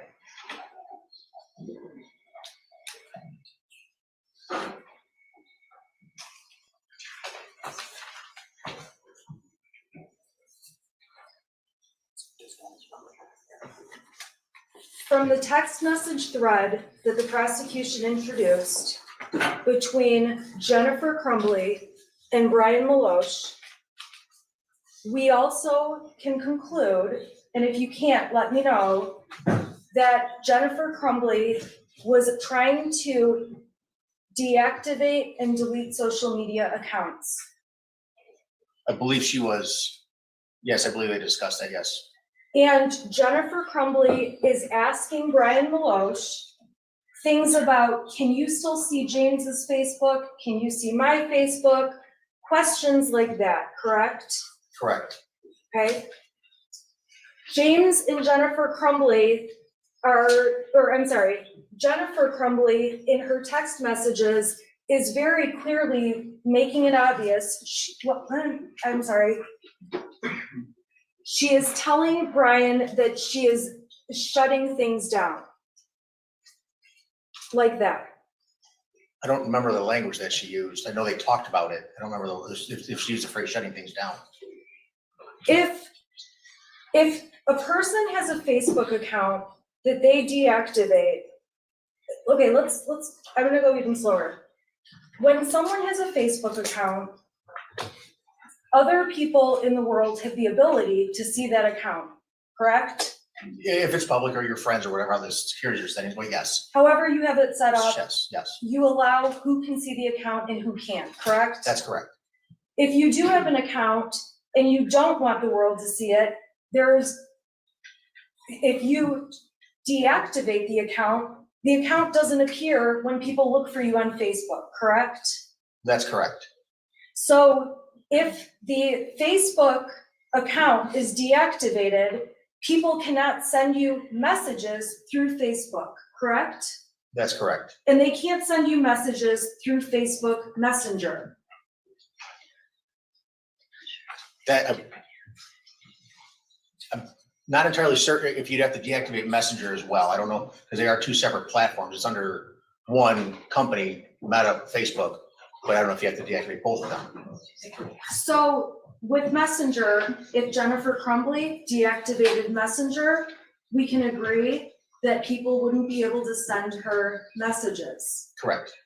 And in general, if a person is trying to avoid having people find them on social media, deactivating the account makes it so people don't find them, correct? Correct. So for example, Instagram. Jennifer Crumbley had an Instagram account and you testified about that to the jury, correct?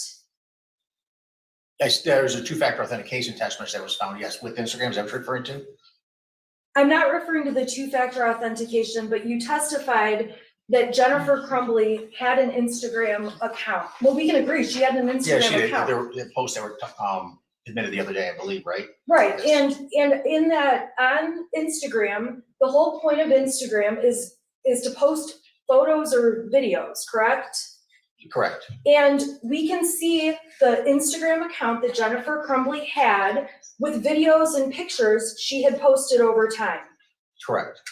And when a person turns off or deactivates their Instagram account, other people in the world don't have the ability to see those photos any longer, correct? That's correct. Other people in the world don't have the ability to send messages through Instagram to the person that's deactivated their account. Correct. So as a computer expert, if a person is trying to avoid having people see them or find them or see posts of theirs, even old posts, deactivating the account will accomplish that task. Correct.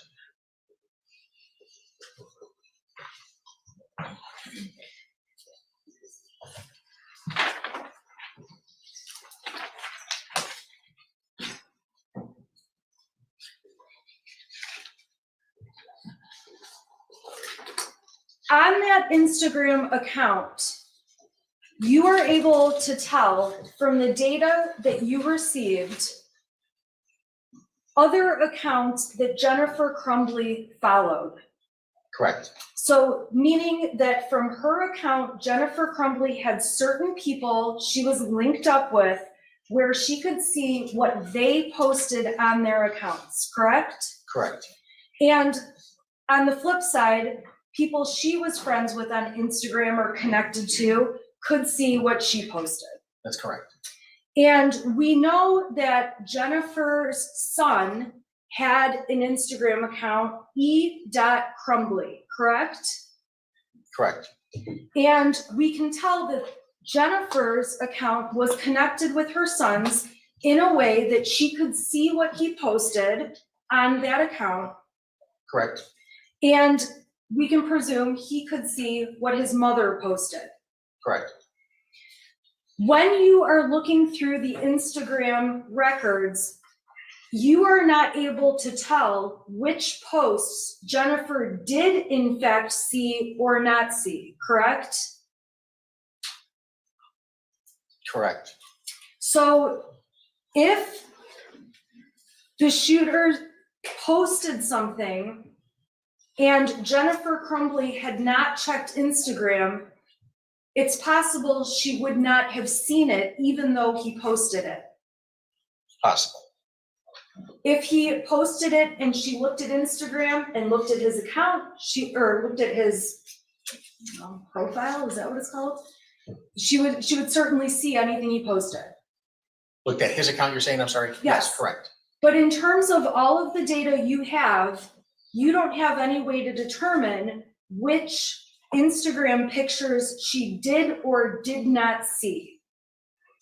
Correct. Now, if she made a comment on a picture, you would know she obviously saw it because you couldn't comment unless you had seen the picture to put the comment on there, correct? That's correct. And on the Instagram photos, there are not comments from Jennifer Crumbley to her son about the posts, correct? On all the photos or a particular one? I suppose the ones that we've admitted as exhibits in this case, the photograph of the gun, for example. Correct. And there's no doubt the shooter liked guns. Correct. And there's no doubt Jennifer posted photos of the gun. Correct. And videos. Correct. And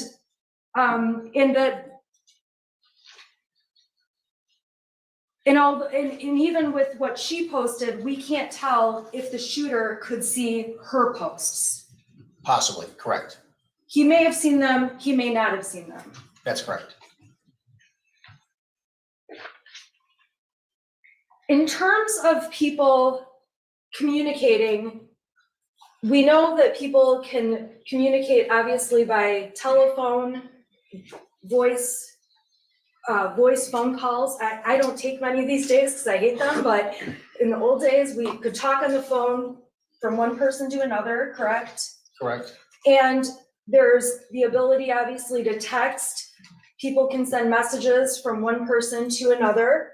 Correct. And in terms of people's habits, some people may delete texts when they get them. Correct? Correct. Some people may keep every text they've ever had. That's correct. Some phones will delete texts after a certain period of time. Not unless the user tells it to, no. If someone gets a new phone, there are occasions where the old text from the old phone may not come up on the new phone. I can't say for certain, I don't know, I haven't tested something like that yet, I don't know. We can agree that everyone's personal habits in terms of how many texts they keep on their phone or don't are individual to each person. Correct. So when you're testifying and telling the jury about posts that you can tell or texts that you can tell are deleted or not deleted, you have never sat down and talked to Jennifer Crumbley about her habits with deleting posts or pictures or texts, correct?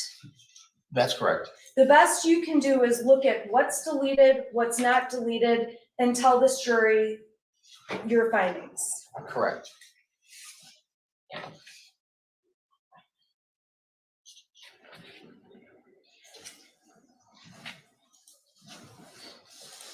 I want to go to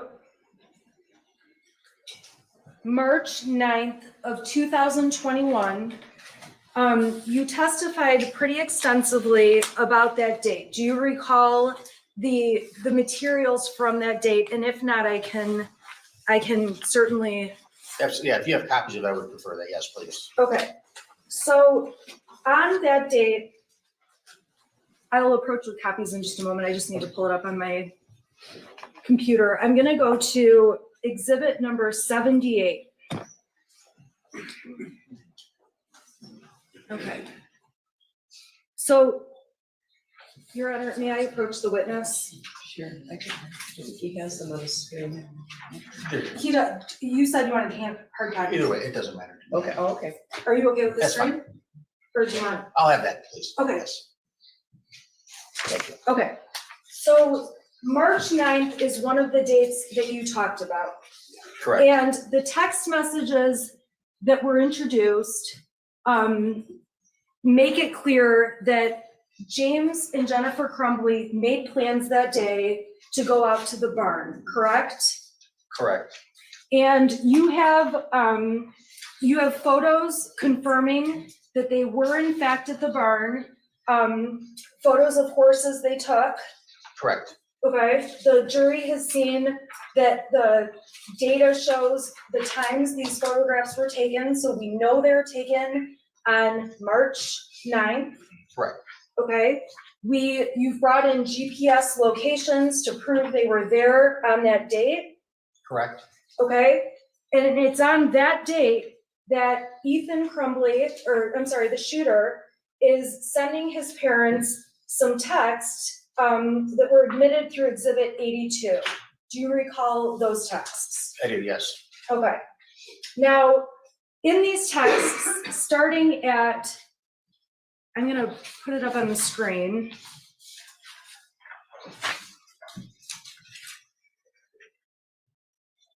This has been admitted as Exhibit 82. At 3:17, we can see that the shooter asks his mom, "Where are you?" Correct. And I'm sorry, I have that one in my hand. Do you want me to trade with you? I should be fine with this. Okay. Thank you. I think council misspoke. I'm sorry, Jennifer, I'm so sorry. Jennifer Crumbley asked the shooter, "Are you home now?" At 3:17. So where are you? Yes. Is that what I'm you're- sorry, where are you? Yes. Okay. And the shooter responded, it looks like 4 hours later, saying, "Can you get home now?" And then proceeded to send some other texts about, "There is someone else in the house, I think," and it goes on from there, correct? Correct. Now, in between the time of 3:17 and 7:50, okay, we can agree there's a couple hours of a gap. That's correct. You don't know if Jennifer Crumbley and the shooter had phone conversations or discussions over those couple of hours, If we look at the call logs on their phones, we could possibly find that out. okay? If we looked at the call logs and the phone calls were to and from cell phones, we would be able to tell that, correct? If they, yes. Okay, but if, let's say Jennifer Crumbley called from her office phone, it would not show up the same as if she called from her own cell phone. Well, the number would be different, correct? Okay, and when you and law enforcement went through looking for phone calls, there are not, you provided over several call records, but not call records for example, Jennifer Crumbley's office with Ethan Crumbley. There were none entered as exhibits. I can't say for certain right now with all the information I looked at, if there were any off the top of my head. You don't know if there were any. Right now, I don't know. Okay. And you also don't know that day, on the 8th, you know that they're planning to be at the barn. James and Jennifer make plans to go to the barn that Correct. day after work, Correct. okay? Between the time they make these plans and the time the shooter texts, "Can you get home now?"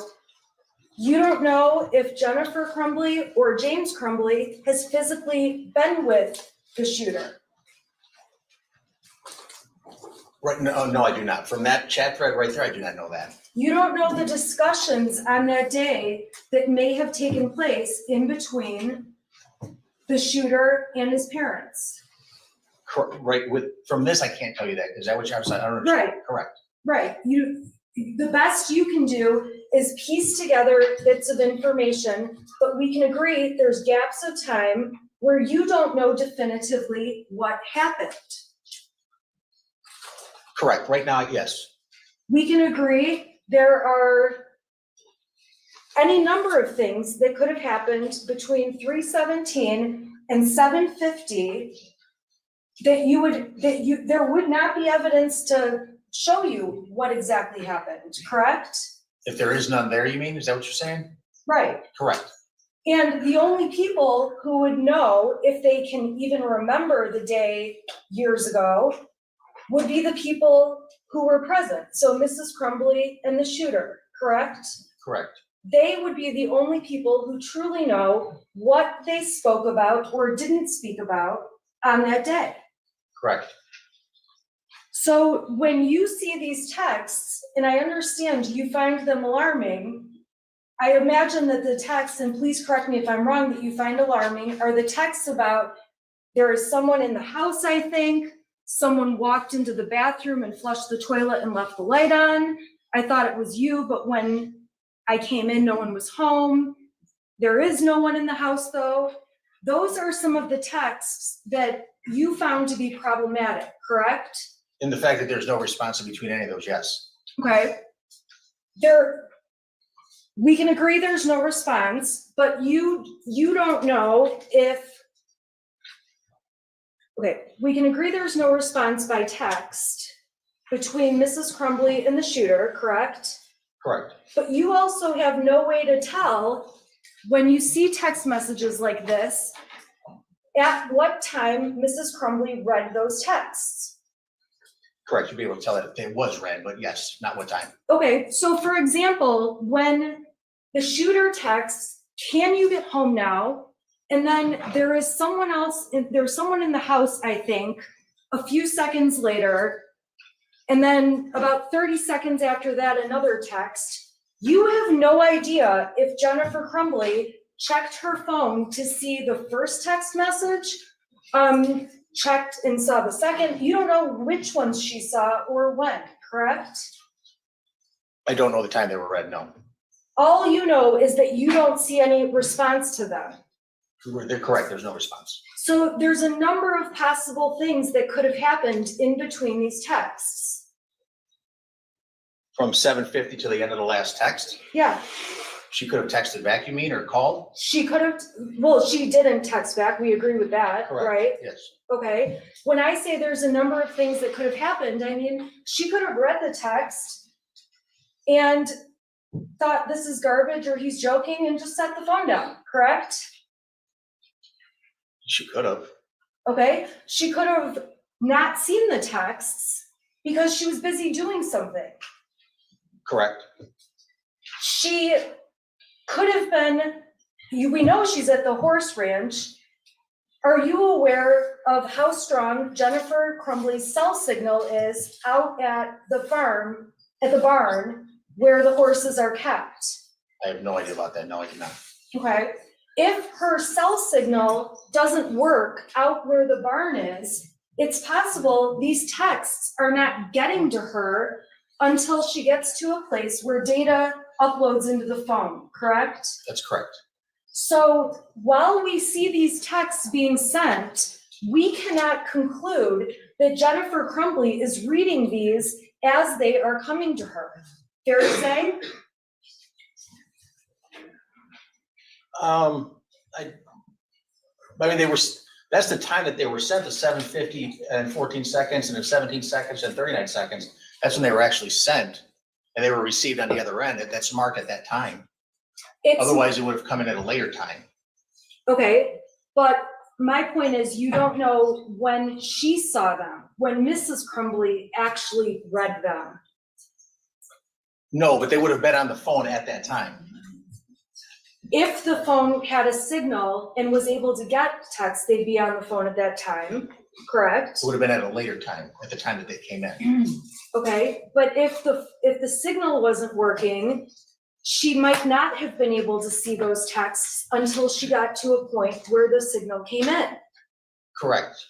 Okay, there's times where you're in an area, people can be in an area with their cell phone and the signal is bad and texts are coming into them, but their phone shows nothing. That's a possibility, correct? That's correct. And then when the person gets to a spot with better cell phone signal, all of a sudden, all the texts they missed over whatever period of time the phone wasn't working will flood into the phone, correct? That's correct. And just because they come into the phone at that time, they were still sent possibly hours before. Not, without testing, I can't say for certain. You don't know. I can't say for certain without testing, correct? Okay, so the text messages that were sent about someone being in the house, someone walking into the bathroom, you don't know any of the responses that, or even the thoughts Jennifer Crumbley had when she did in fact read those messages. I don't know if she would have called back if that was alarming to her. Is that what you're saying, or? I guess what I'm saying is, so these messages are coming in, and even when she does see them, let's say if she sees them as they're coming in, you don't know what she's thinking about these. I don't know what she's thinking, no. Okay, and you also don't know, and obviously we've already talked about it. This has already been asked, but you obviously don't know when she's seen each message. There's no documentation like she saw this one at 8 o'clock, this one at 8:05, anything like that. Those are the times that they came into the phone, yes. Okay. The next message we see is a text message on the following day sent to Ethan by Jennifer Crumbley that says, "Where is your dad?" Correct? Can you just scroll down a little bit? Yeah, I just want to make sure. I see yeah, no, I'm sorry. You know, I feel like maybe I should give the jury a break. You're not close, right? I'm not even close. I think the witness could probably use a break as well. Okay, all right, so, I'm gonna let you step down, you can't discuss your testimony with anyone. Okay, so can we come back at about 5 after 3, okay? Yes, ma'am. All right, All right, to the jury.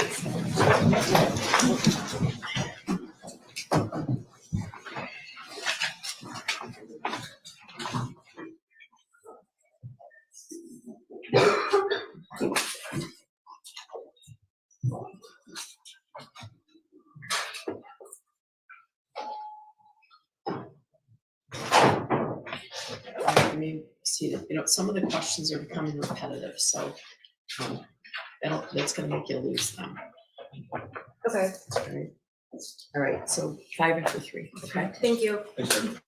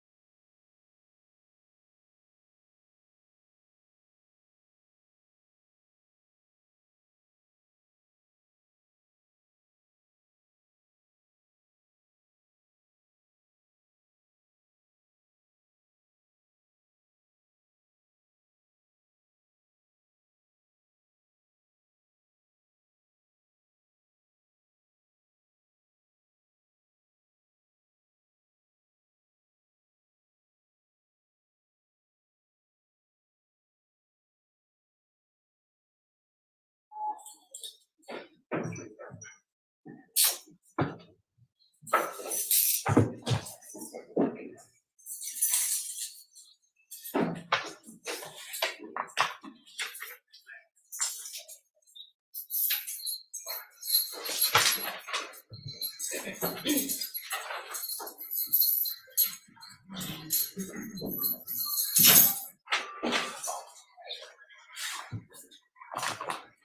ready for the jury?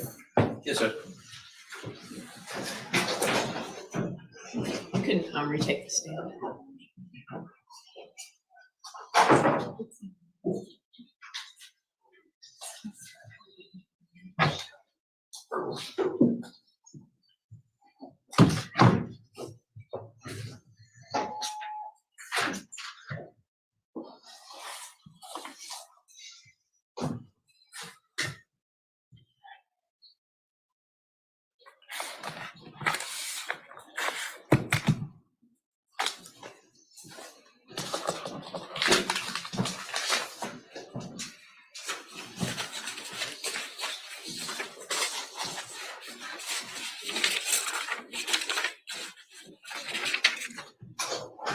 All rise for the jury.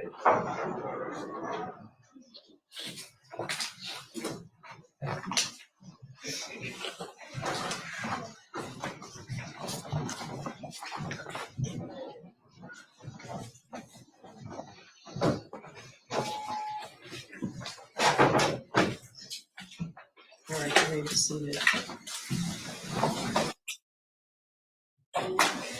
You were still on. Okay. Yes, ma'am.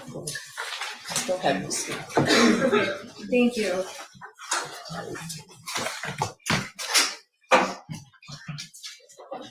This is not okay. Okay, may I continue? Okay, thank you. All right, so we've been sitting here going over March 9th, 2021. There was also some messages from March 8th, so the day before that you testified about. Do you recall those messages? I do.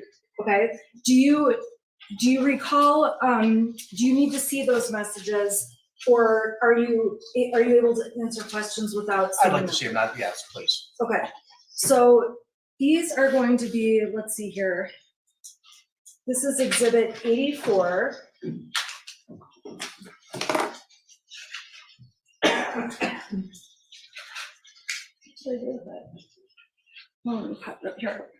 Okay, exhibit 84, can you see it up on your screen? Yes, I can. Okay, these are texts that are between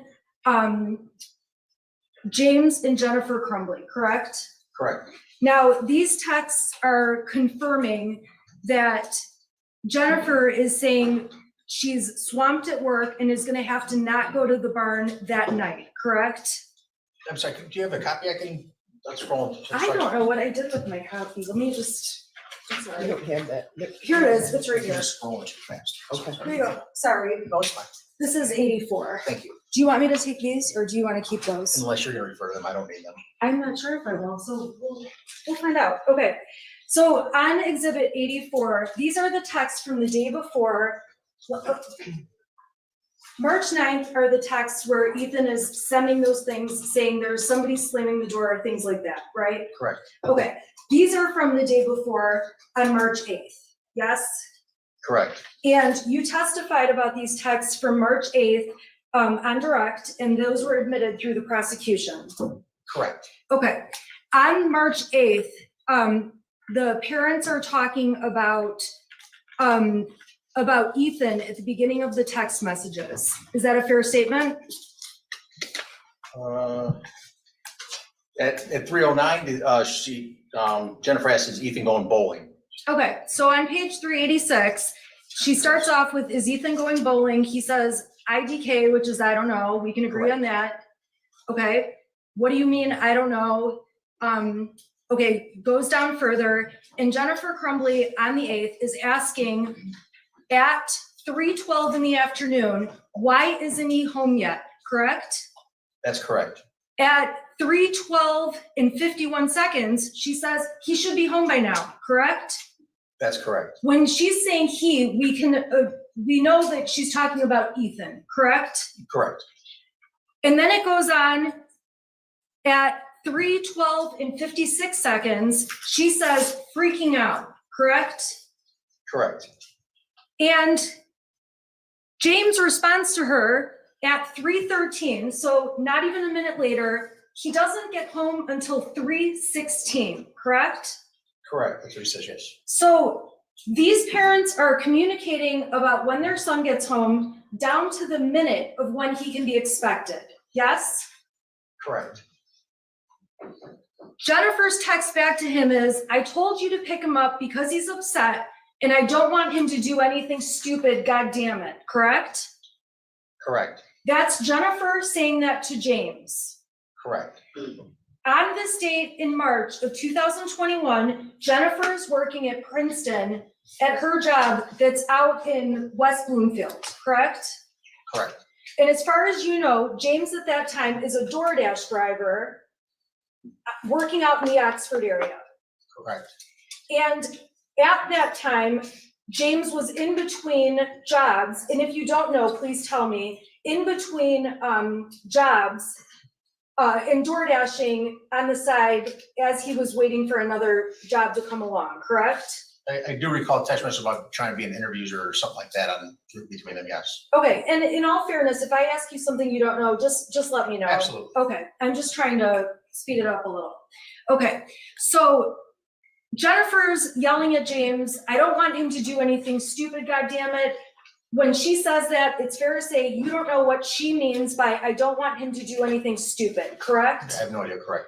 Okay, and James's response is, dude, chill, he is fine, and I'm trying to fucking work, correct? Correct. And Jennifer's texting back again, not even a minute later, does he have his phone? Yes? Yes. And James texts back right away, he won't answer while he's walking, I'll let you know the minute he walks in, correct? Correct. And Jennifer, within a minute of that, is sending another text. I'm serious, freaking out. Is he home yet? Those are the next two texts in succession, correct? Correct. It would appear from these text messages that Jennifer is voicing concern over Ethan. In this one thread, yes. Okay, Correct. and again, we're guessing if she's concerned about it, correct? The language makes her like she's excited. I would say yes. Okay, so the next day, when she's not responding to Ethan's text, again, we've gone over this ad nauseum. We don't know why she's not responding or what's going on in her head or if she's getting the messages, correct? I don't know, yes. You would agree with me in the text messages between Jennifer and James, and I'm sorry, they communicate way more by Facebook Messenger, correct? Yes, they did. Okay, and if I were to say that this is the printed out stack of Facebook messages between James and Jennifer, would that surprise you? I don't, there were a lot of them, I can tell you that, I don't know what it would look like printed out yet. If you say that, I believe you. Okay, approximately how many messages do you recall reviewing between them? Thousands? Yes, thousands. Okay, and in the messages, you read every one of these messages, correct? Correct. And when you were putting together information for the prosecution and for this investigation, you went through and found the evidence that's obviously brought into this trial. I'm sorry, I don't understand. The evidence that's been admitted, these texts are texts you found when you read the whole thing, Correct. okay? And obviously, if there were texts between Jennifer and James that said something like, I think Ethan's psychotic, you would have brought that in to this court, correct?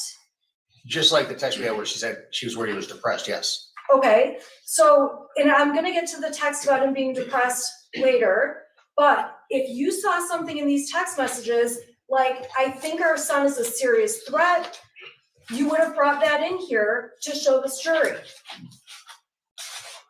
I don't understand the question. I mean, this chat was brought in because for an unknown reason, she's very excited or doesn't want to do anything stupid. I don't know what he would do that's stupid.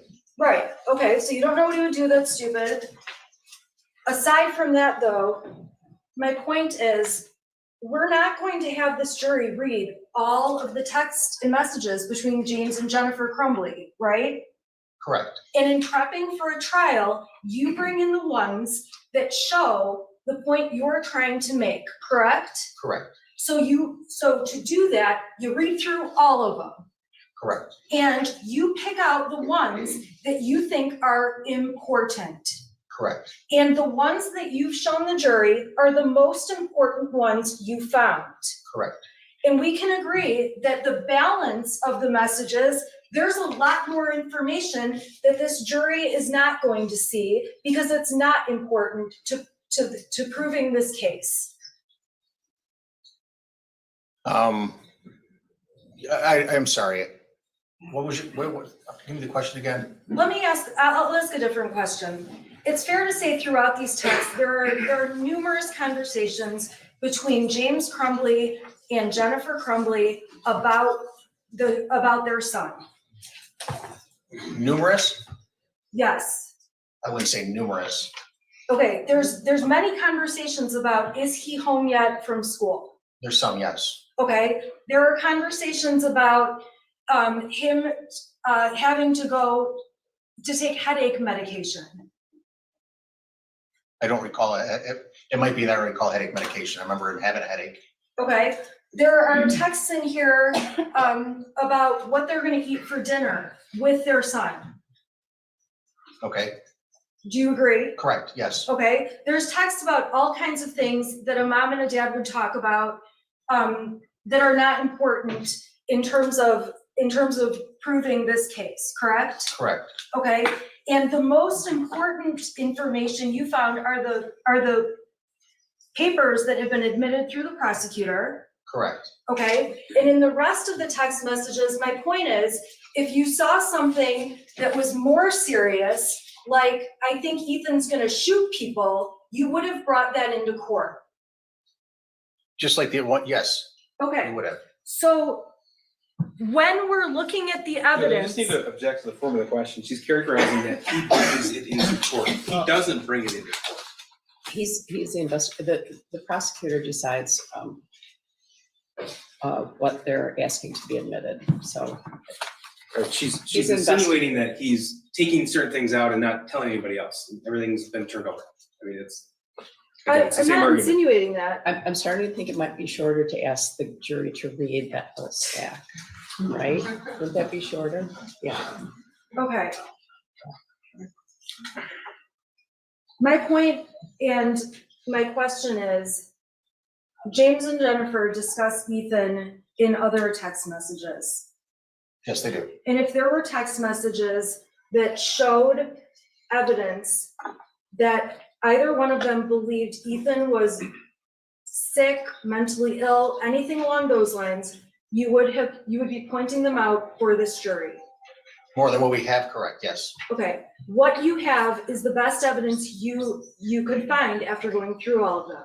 That, like was said, that I turn over to the prosecution, yes. Okay, and that's true too of the messages between Ethan and his friend, correct?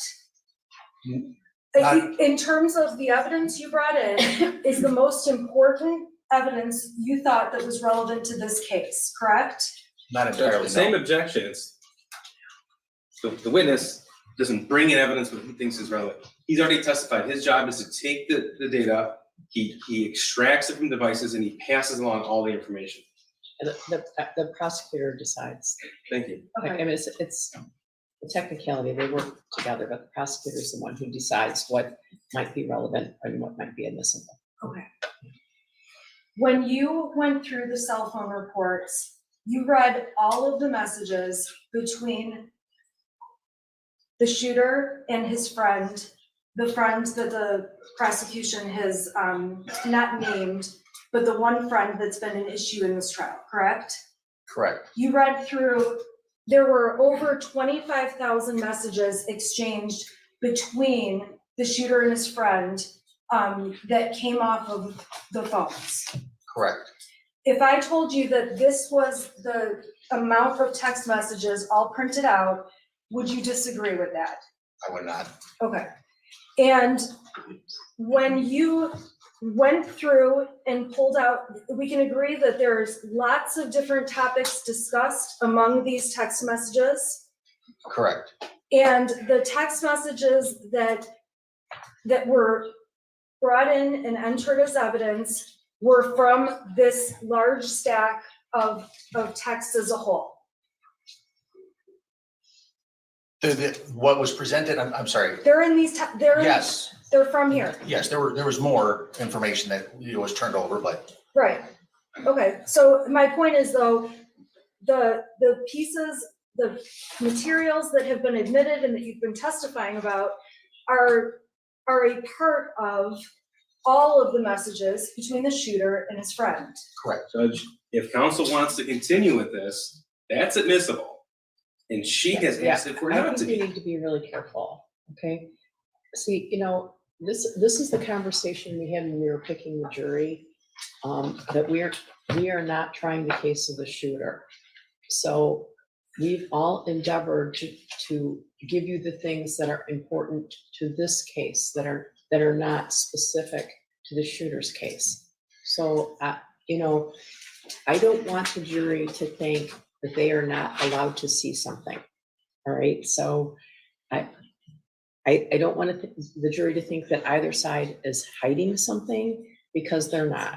There have been evidentiary rulings made over the last year and a half in this case, and those are rulings that I've made after extensive research and briefing and all those different things with the prosecutor and defense counsel. So I don't want you to think anything's being hidden. That's not a fair, you know, characterization. So. Just, I'd ask the court to instruct counsel that you can't request certain things and then make this line of questioning without opening the door. Well, I do not want to try the shooter's case. Okay, so let's not do that, right? Yeah, yes, Thank you. okay. Okay, so we've talked about March 8th, and we've talked about text from March 9th, yes? Correct, yes. Okay, and then you also testified about text messages that were sent on March 17th. Do you recall that? I recall the date, yes. And the overall point of those messages, and please correct me if I'm wrong, is that on that date, the parents were at the barn together with their horses. Those are the pictures, yeah. I don't remember if you have a copy of the text messages that were that day.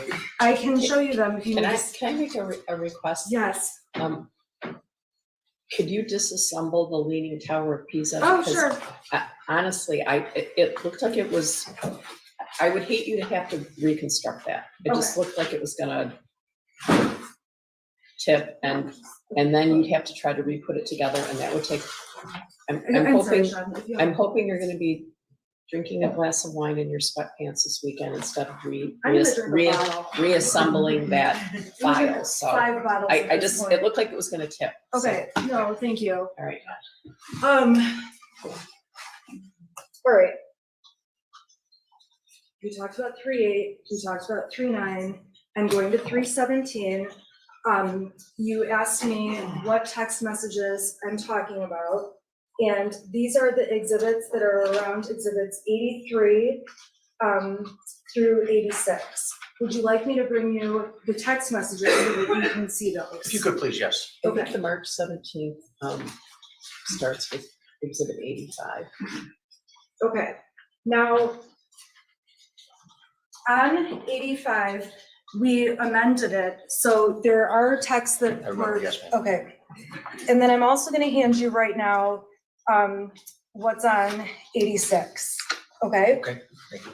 Okay, now, the overall point of these text messages was to show that both of the parents were at the barn on March 17th, correct? Correct. Okay, and on that day, while they were at the barn on March 17th, the shooter was trying to get a hold of them. Is that correct? That's correct.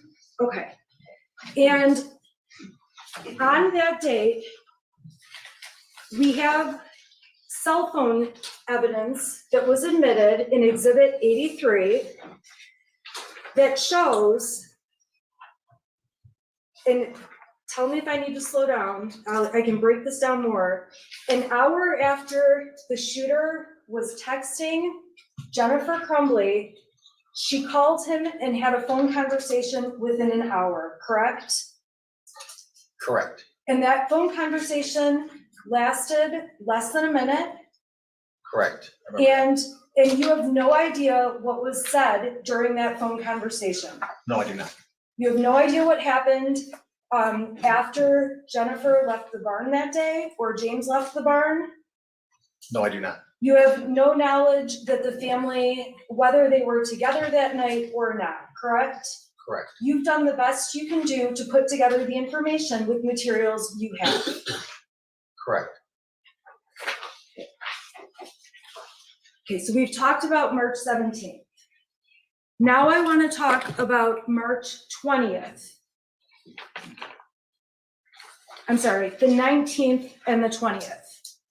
On March 19th, there were text messages that were introduced, and tell me if you need them, they're exhibits 95 through 100, where there's a discussion about Ethan waking up and seeming hungover. Do you recall those? I do, yes.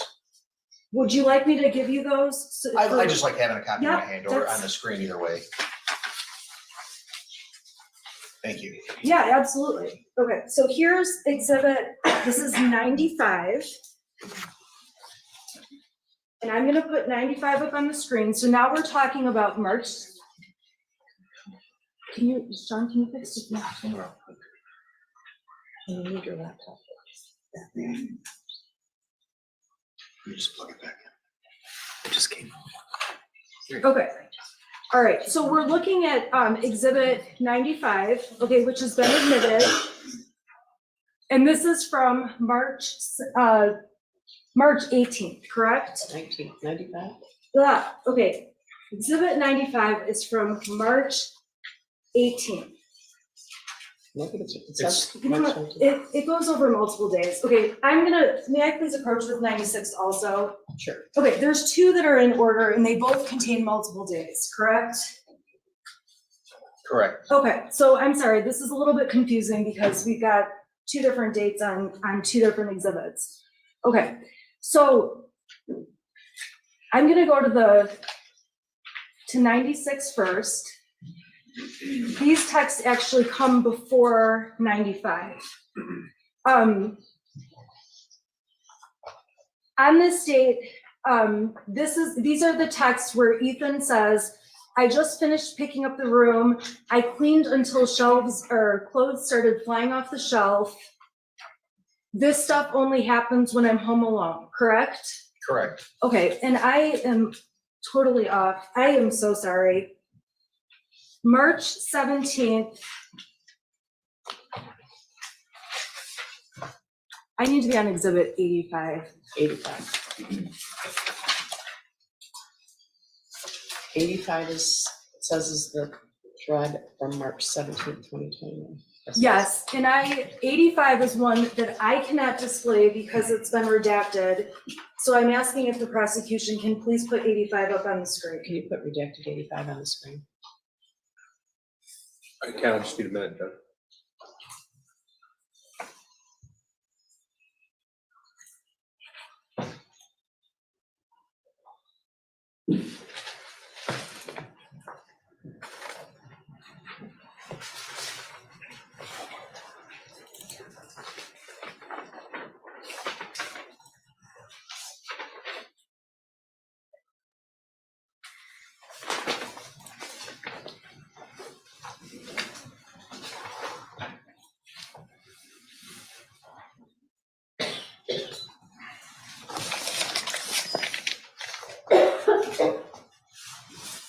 Okay, so on 85, this is on March 17th. This is the text where it started off, gonna get drunk and ride my horse. Jennifer Crumbley sent that at 1:30 PM. Correct. Okay, and I'm sorry, Mr. Keys, can you please scroll down? Okay, Jennifer Crumbley's indicating that afternoon, I hate my job. Can you bring Outlast, please? And I don't know what that means, you don't know what that means, would you agree with that? I don't know what she's referring to. I don't either. Okay, can you go down, please? Okay, Jennifer Crumbley indicates at 4:02 that she's left work, yes? Correct. I'm sorry, I might be going too fast. Nope, you're good. Okay, and then if we can go down more, please.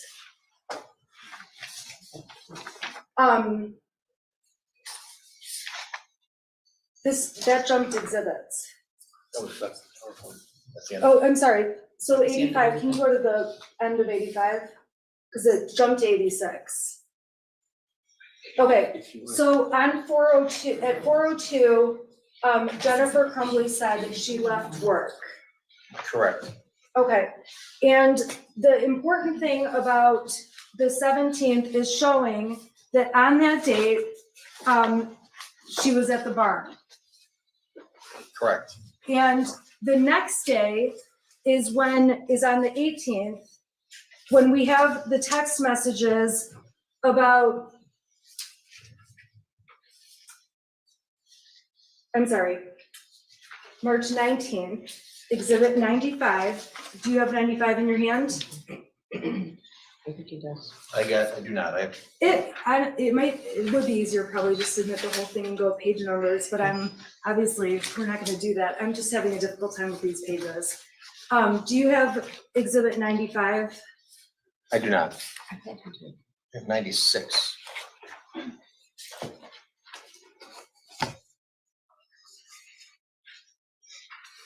Okay.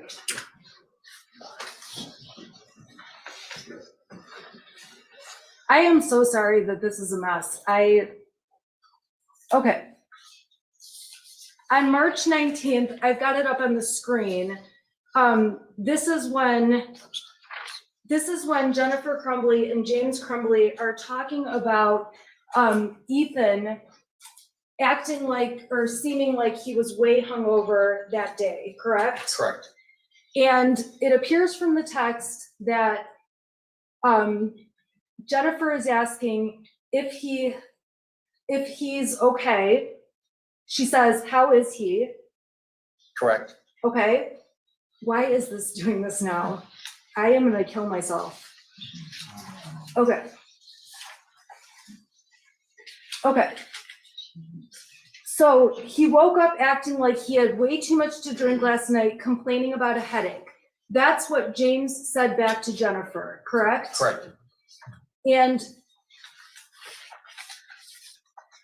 okay, Your Honor, I need like a minute, and I'm so sorry. Now I've got exhibits that are doubled on the page, and I'm Okay. having a really tough time with the exhibits. I apologize to the jury. Can Okay. I please have a minute? Okay, well, I'm probably not gonna excuse them because, are Can you you able to help do it? me get this Are you back? able to do it while they're here? Because Yeah, I'm trying to just get it next time I back. excuse them, I'm gonna send them home. I was hoping to finish this witness. I have this task completion thing. So I like to. You know what, we can just leave it 2 pages on the screen. So right now it's got on 440, page 441's on the left, 442's on the right. Okay, so starting with 441, this is where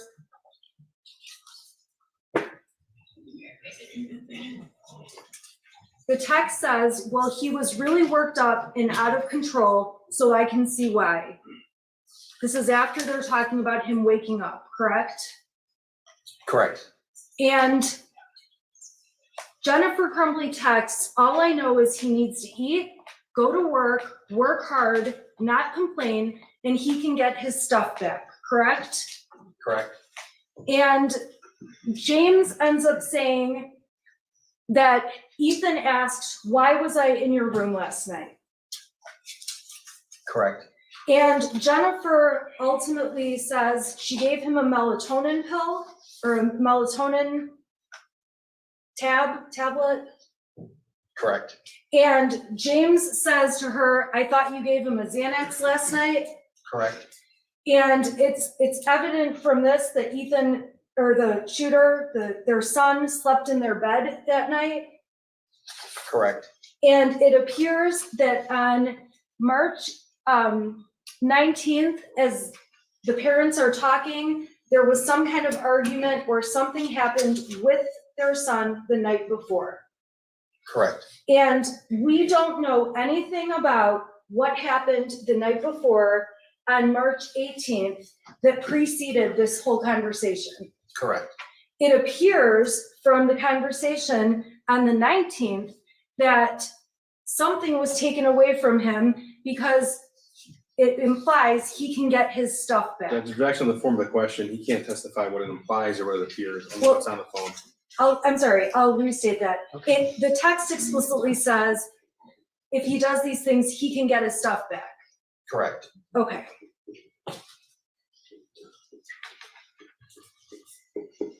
All right, now I'm gonna skip ahead to the 20th of March in 2021. On the 20th, we admitted exhibits 97 through 100. The 96 are text messages dated March 20th. And the 97 starts with some pictures. Okay, so 96 are the text messages that are up on the screen. Do you see those? Yes, I do. Okay, and it's on the 20th that the shooter is saying things like, I cleaned up and clothes started flying off the shelf. He's making other claims that something is happening that's not normal, correct? I would say yes. Okay, he's making claims that things happen when he's home alone and trying to make his mother think things are flying off the shelf. That's what he said, yes. Okay, and you don't see any response from Jennifer Crumbley that day. Correct. And you showed the jury, we introduced and admitted all of the exhibits to show on that day, she was at the barn again, correct? Correct. Now, you don't know what they talked about before or after she got home from the barn. Correct. All we know are that we have these couple of text messages making it sound like something is flying around in the house from Again, her Judge, son. I don't know how often I can say this. Objection in the form of the question, he could testify to what he found on the device. Yeah, he doesn't know beyond that, right? Okay, I He apologize. wasn't there. Okay, and so on the 20th, Mrs. Crumbley is obviously at the barn. So we've talked now about March 8th, March 9th, the 17th, 19th, and 20th, correct? Correct. So we can agree that from the 8th through the 20th, we're talking about a period in time that's about 12 days long. Correct. And we've seen bits of the 8th, the 9th, 17th, 19th, and 20th. Correct. Okay. In April 4th are the dates of the texts between the shooter and his friend, correct? There was a lot of text messages. I believe they texted on that date. Okay. And I believe it is exhibit 101. Okay. I have 101 on the screen. Do you recall these? Correct. Yes, I do. Okay. Now, these texts on April 4th are between, we agree that they are between the shooter and his friend. That's correct. This is not a group chat where Mrs. Crumbley is on it. That's correct. There is no evidence that these texts were ever forwarded to Jennifer Crumbley. Correct. There is no evidence to show that Jennifer Crumbley ever saw these text messages.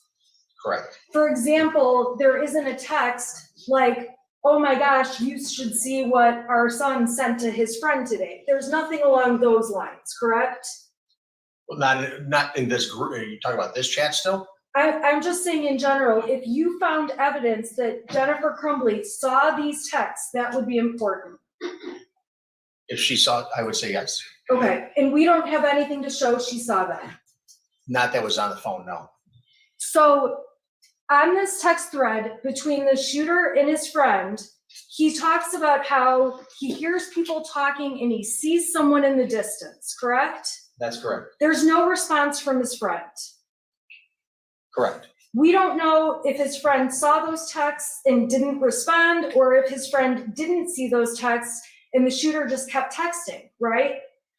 They came in rapid order, so yeah, they were one after another, correct?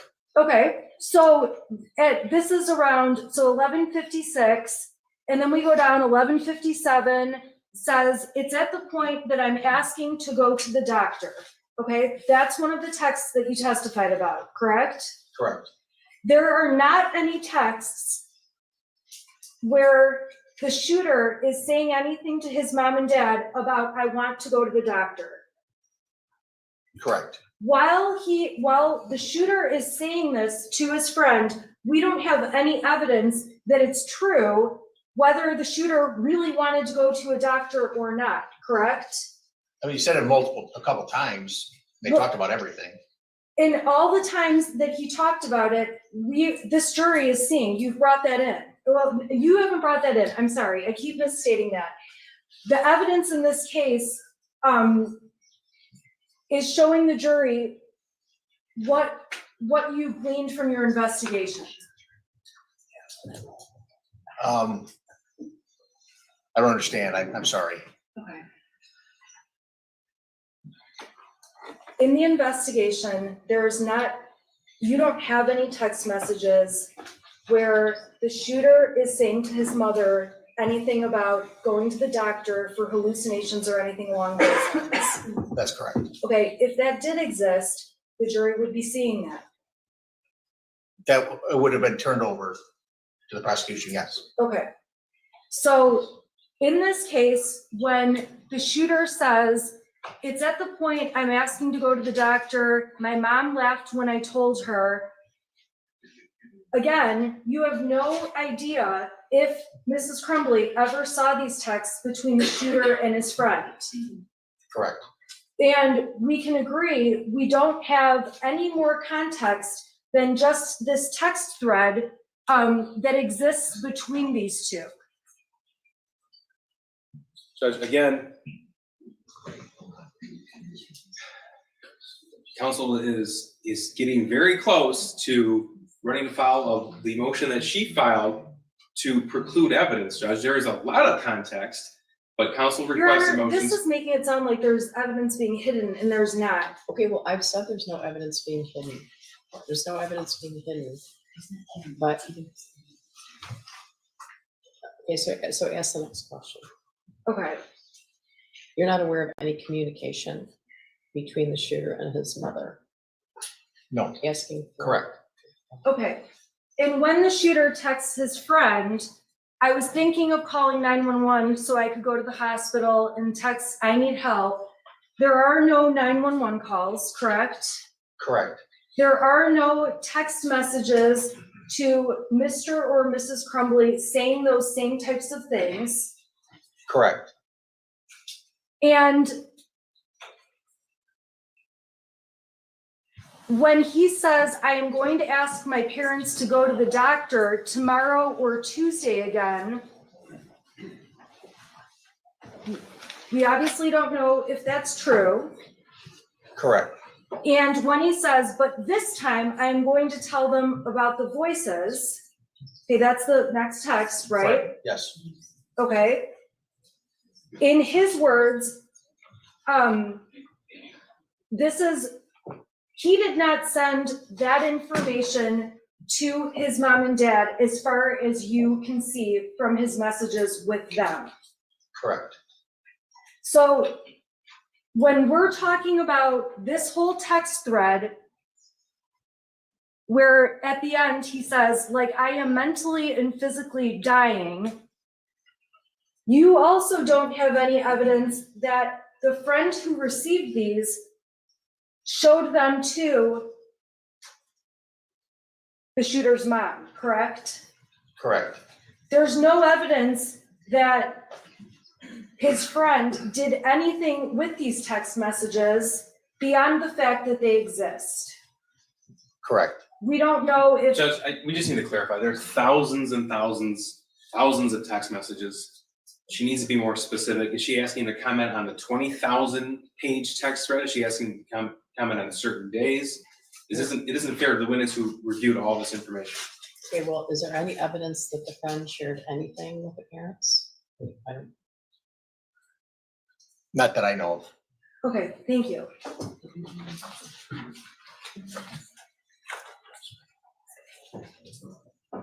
Okay.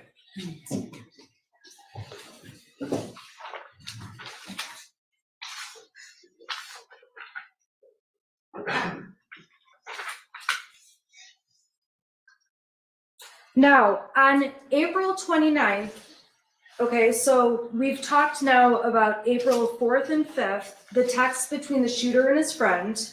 Okay, we just finished that, correct? Correct. Okay, now I want to go to April 29th, and this is exhibit number 104.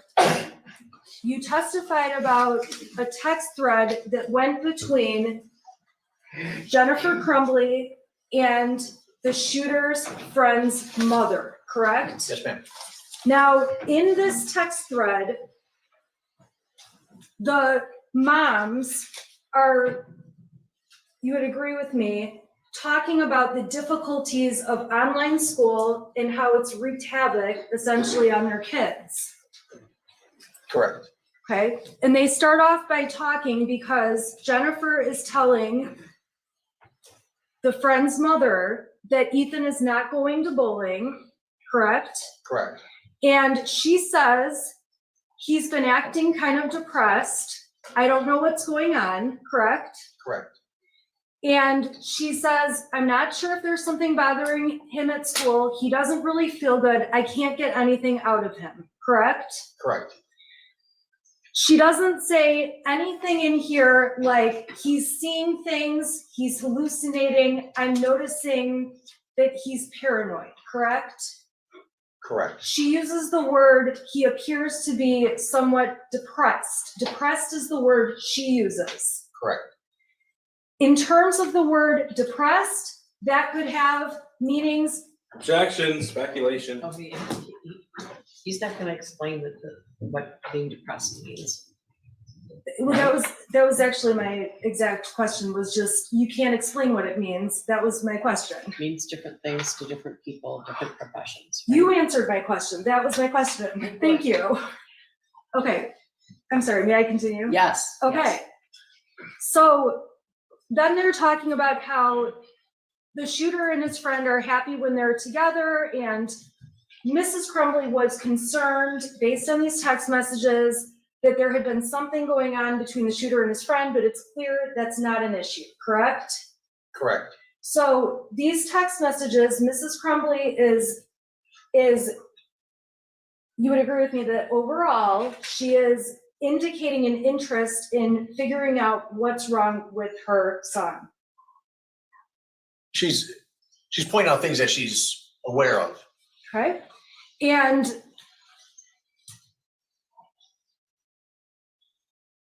this text thread, there are more texts between Jennifer Crumbley and the friend's mother, correct? Correct. And there's one other set that we're going to talk about, but this evidence about, there's not any further explanation of what the word depressed means in the messages or not, correct? Correct. All we have is what's in these text messages. I'm sorry, scratch that. Okay, so this is on 4/29. We can agree that obviously on that date, Mrs. Crumbley made representations using the word depressed. Correct. Okay.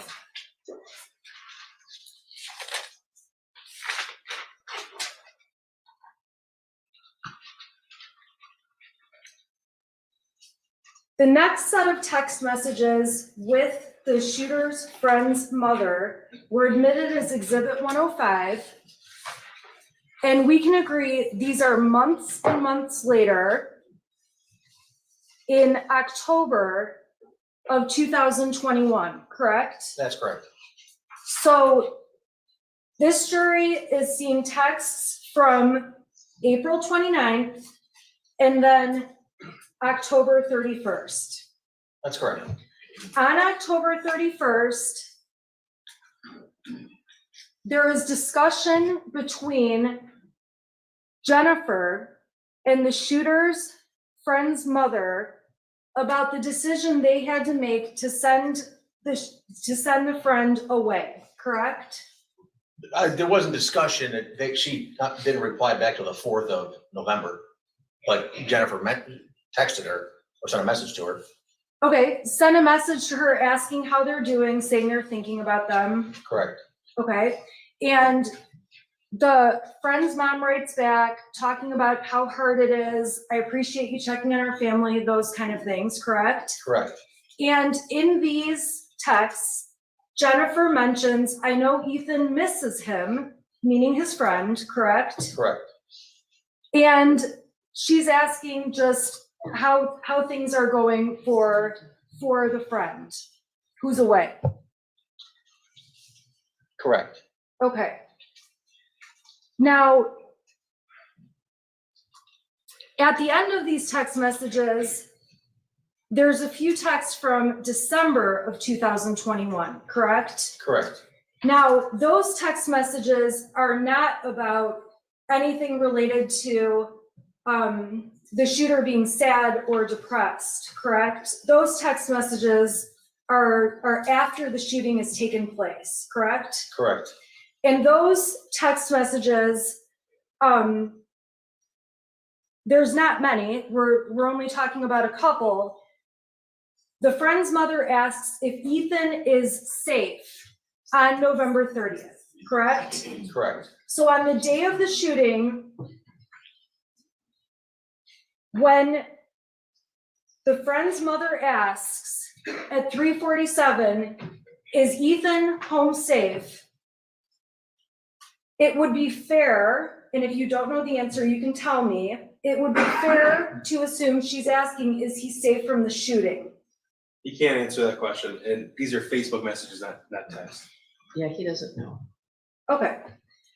So Jennifer Crumbley says, I'm sure you've seen the news, and ultimately says, I'm sick to my stomach, correct? Correct.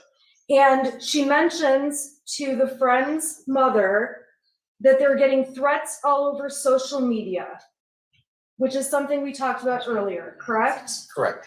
And she also says that they're staying in a hotel because the news is camped out at their house. Correct. Yes? Yes.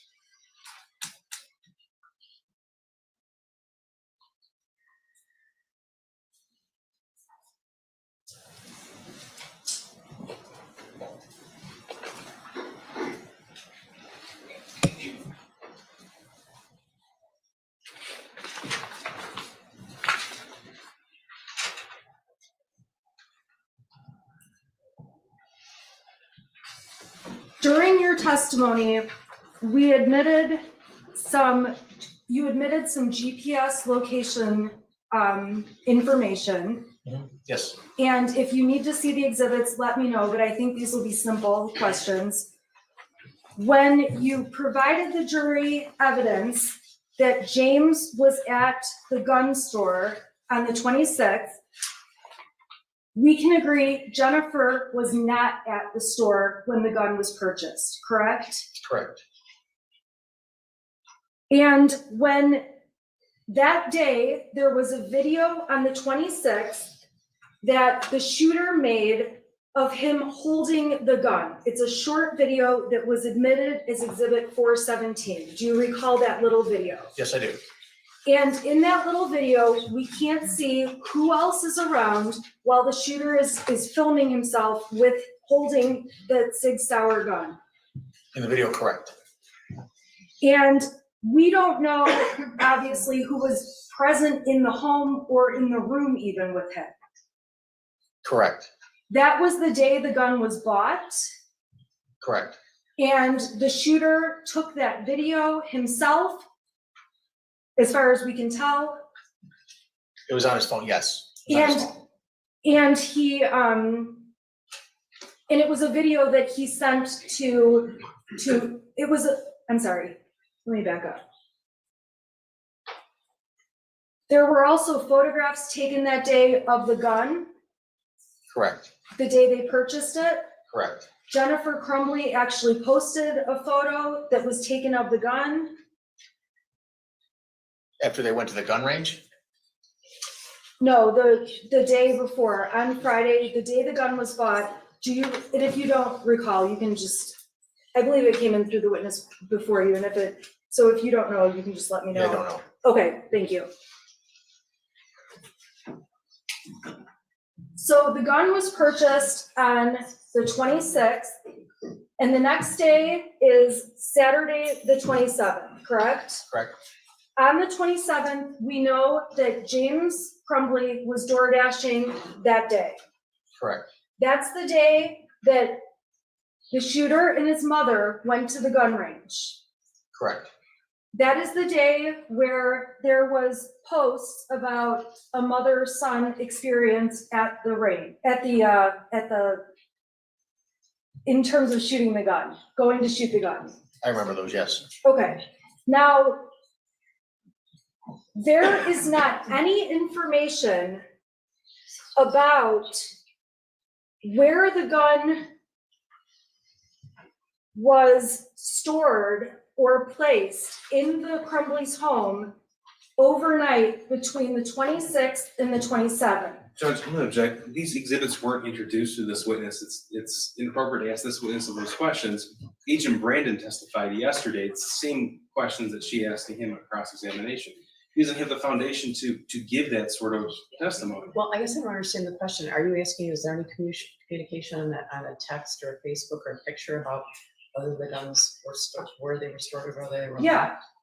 Okay, so did you? On the phones, no, I did not find. Also, the very minimum, we should be given the opportunity to review the exhibit before he's asked the question.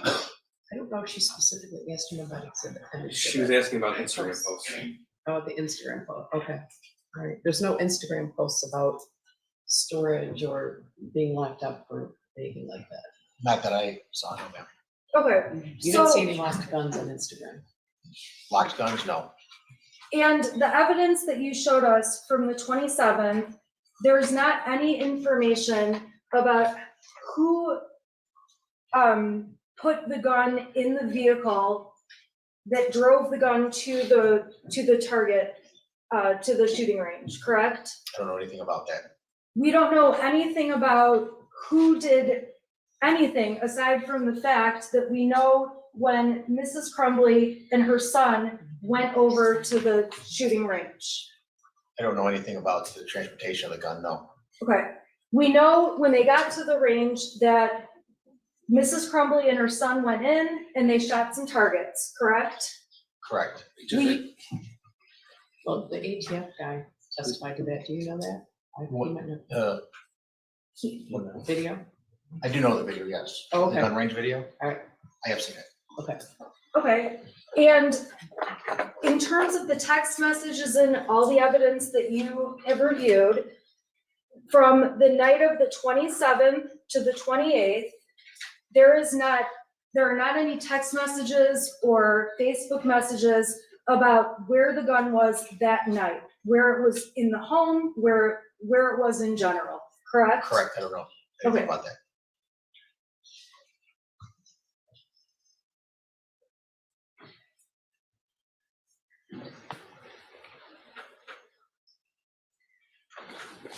In these same days that the Crumbleys, that Mr. Crumbley bought the gun and mom and the shooter went to the shooting range, from the evidence that you talked about in front of the jury, it's clear one of their horses has some kind of an issue, a health issue going on, correct? Correct. So as the evidence is unfolding, about what's happening on those days in terms of what the parents were doing, there's also talk about medication for the horse and things along those lines. Correct. When you testified about the search on Mrs. Crumbley's phone about clinical depression, you don't know anything other than what was typed in when she searched for information about clinical depression, correct? Correct. You don't know if that was her looking up information for herself? Correct. You don't know if that's looking for information about the shooter? Correct. Or if it's looking up information about some other person? That's correct.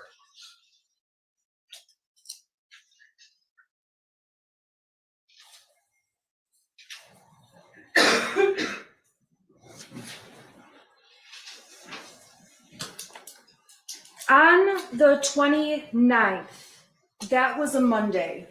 Does that sound right? Yes, ma'am. Of November, you mean? Of November. Yes. I'm sorry, of November. Yes. Okay.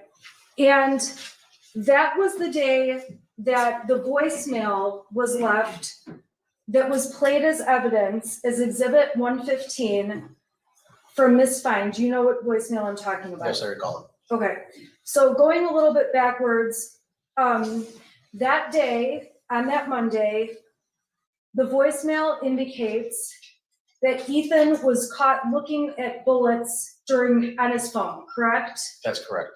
The voicemail, we know, we saw lots of evidence, was left on Jennifer's cell phone. Correct. We know Jennifer Crumbley listened to the voicemail. That's correct. We all heard the voicemail. Correct. And the voicemail did not ask Jennifer Crumbley to call back, to return the phone call, correct? I don't believe so. That message indicated that Ethan was not in any trouble, but the teacher wanted, or Miss Fine wanted to make Mrs. Crumbley aware that they Judge, had the had a exhibit discussion. speaks for itself. He can't interpret the exhibit. Yeah, that's the best evidence of what was said, right? Okay, You can have all the exhibits so you can listen to it again. Yeah. the conversation, in that conversation, there is talk about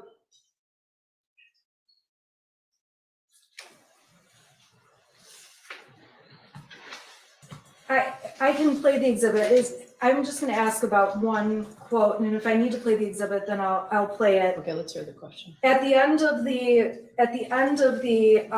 voicemail, Miss Fine says that it's perfectly normal and healthy. I can't remember what she was referring to when she said that, but I do remember those words. Okay. The tone of that conversation was not one that, well, I'm sorry. The content of that conversation did not ask Mrs. Crumbley to come over to the school or anything along those lines, correct? Correct. And then we did see evidence that you testified about showing that Mrs. Crumbley asked her son about that voicemail, correct? Correct. And her text to him was evidence we saw as Exhibit 117, where she writes to her son, seriously, bullets, correct? Correct. And we saw the exchange in Exhibit 117. The shooter writes back to her, I'm in no trouble. Correct. Judge, counsel has to show the witness the exhibits I can do that. I'm sorry. in the entire exhibit. Okay, we'll do the whole thing.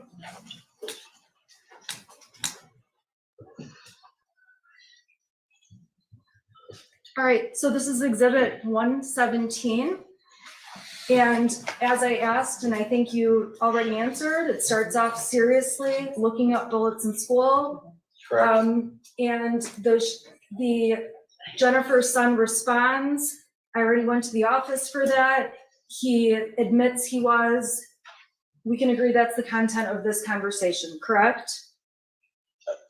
Was that he went to the office for that? That's the last thing you said. He says that I already went to the office for that. Yes, correct. Okay, so I'm moving down and he's explaining, or at least texting, what he was looking up and saying it's because he was curious. Correct. In his words, on page 199, he says completely harmless. Correct.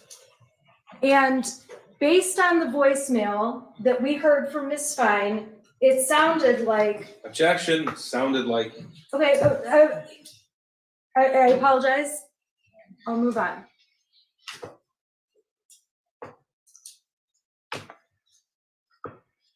Jennifer told her son the school left me a voicemail, correct? Correct. And asked her son, did you show them your new gun? Correct. And obviously he says, no, he did not. And he says, I did not show them the pic, my God. Correct. Okay. Again, says it was a harmless act, Correct. gives more explanation to her. Correct. And ultimately, at the end of the conversation, he asks if he can hear the voicemail later, and she says she saved it. Correct.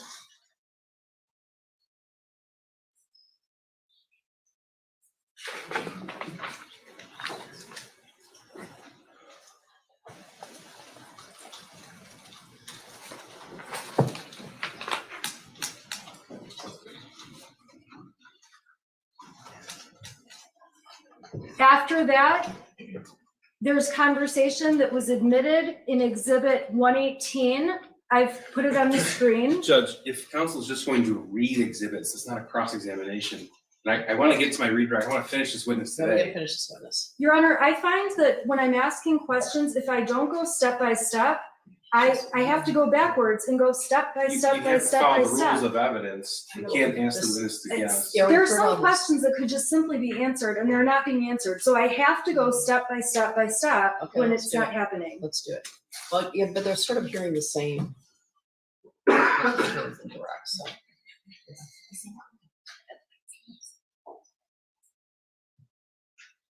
The evidence that was admitted as Exhibit 118 shows there was a conversation between James and Jennifer Crumbley about the issue with the bullets at school. Correct.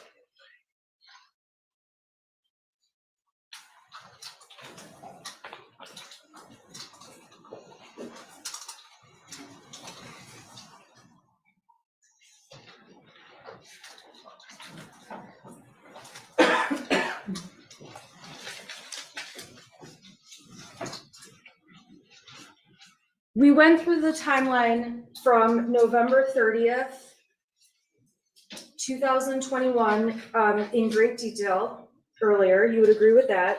Correct. And obviously, you've collected all of the information you could from the 30th off the cell phones of James Crumbley, Jennifer Crumbley, and the shooter, to look at in your investigation. Correct.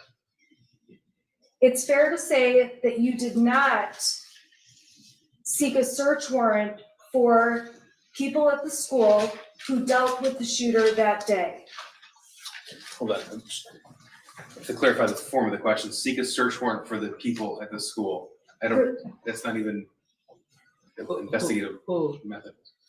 Okay, a search warrant for who? For the people, right, exactly. Yeah, there's a lot of. all right, sorry, I'll back up. And for what?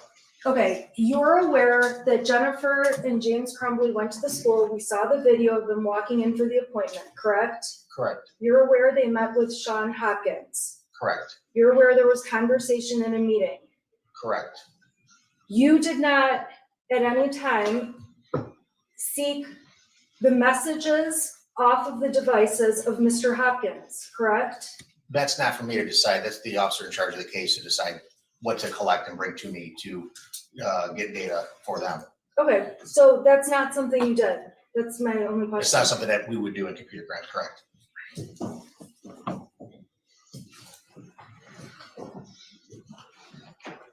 Now, when the text was sent at 9:31, the first thing that Mrs. Crumbley, that we can tell she received that morning that was of alarm was the altered map sheet that the shooter had written on, correct? Can you pull it up real quick, just so I can see? Sure. So that was exhibit 123. Correct, okay. Okay, so exhibit 123, now, when we say altered math sheet, the shooter initially wrote things on a math paper that was introduced as a different exhibit. It was introduced as exhibit 74. And I'll open that up. So I've got exhibit 74 on the right, and we can agree that was initially what the shooter wrote on his math paper. Correct. And after writing all the writings on exhibit 74, he added to the math paper and added the things that we see on exhibit 123. Correct. Now, the first thing that Mrs. Crumbley receives is exhibit 123, which is the altered drawing, correct? Correct. And in terms of what's on the drawing, it speaks for itself, but it has things like, I love my life so much, harmless act, we're all friends here. It has a bunch of writings like that on there. The jury can see what's on there. It speaks for itself, fair to say? It does, yes. Okay. And when Mrs. Crumbley got that, we know that she immediately, because we have the timestamps, sent Mr. Crumbley a message to let him know that something was going on. Correct. And in the text messages or Facebook messages, which were admitted as exhibit 125, and I'll put it up.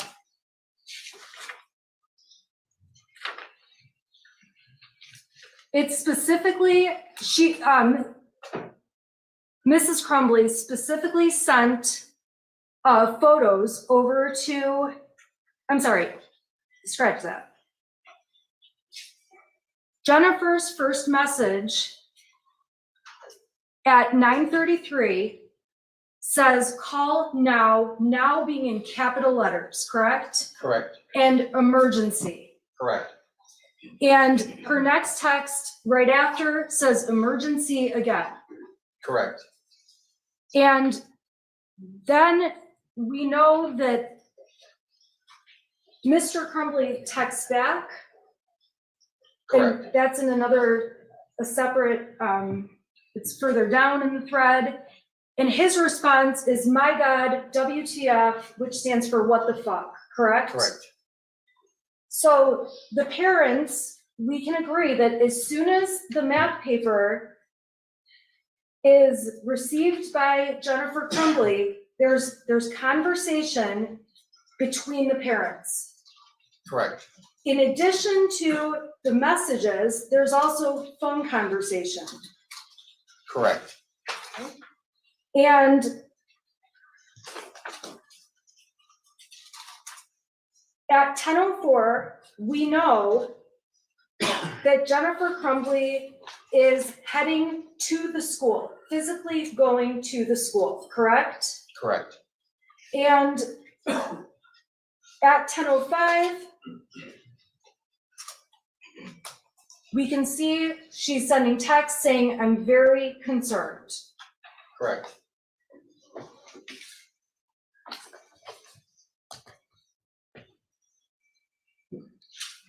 We know, obviously, they get to the school and have a meeting with the counselor. Correct. And we know that that meeting only lasted 12 minutes long. That was your testimony. Correct. We don't have any kind of record or recording of that meeting in the counselor's office. Not that I've made aware of, no. Correct.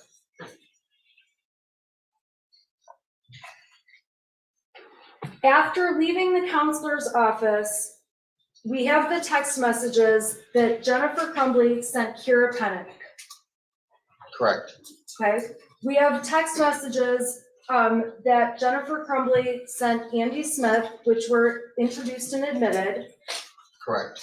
And it's fair to say that Jennifer Crumbley is telling at least those people about what's going on with her son, or that she's dealing with something. Correct. Now, we know Jennifer Crumbley goes back to work. We saw the exhibit showing her re-entering back at her office, Correct. okay? And we know that at some point, there's obviously a notice out that was admitted. The Oxford High School has there's an alarm of an active shooter, correct? Yes, correct. Upon hearing that, we saw the evidence about Mr. and Mrs. Crumbley heading back to the school, correct? Correct. And all of that evidence speaks for itself in terms of the timeline of events that happened. And you went through those times on the record already, so we don't need to do that again. Correct. In those messages, there was not anything from Jennifer Crumbley saying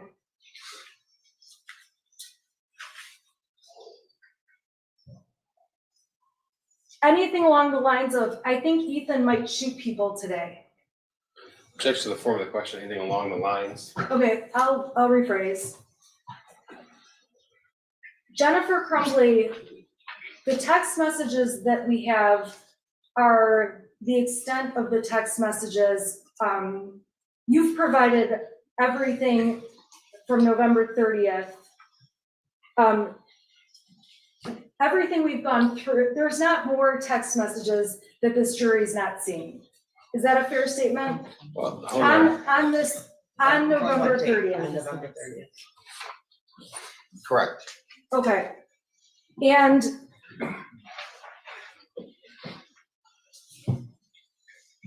we can see the messages that Jennifer sent over to her son at the time.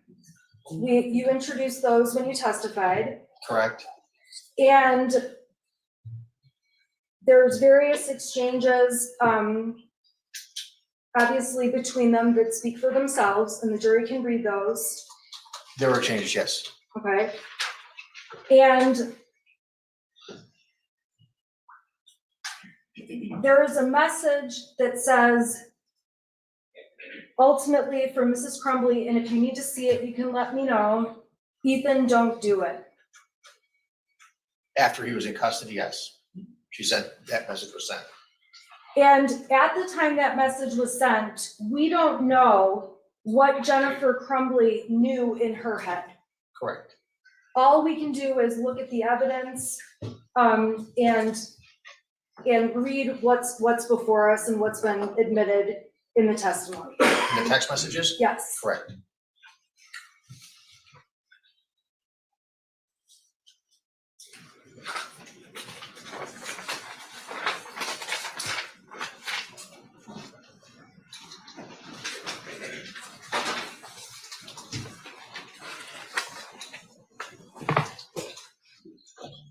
You testified about alarm images in exhibits 149 and 150. Do you recall that?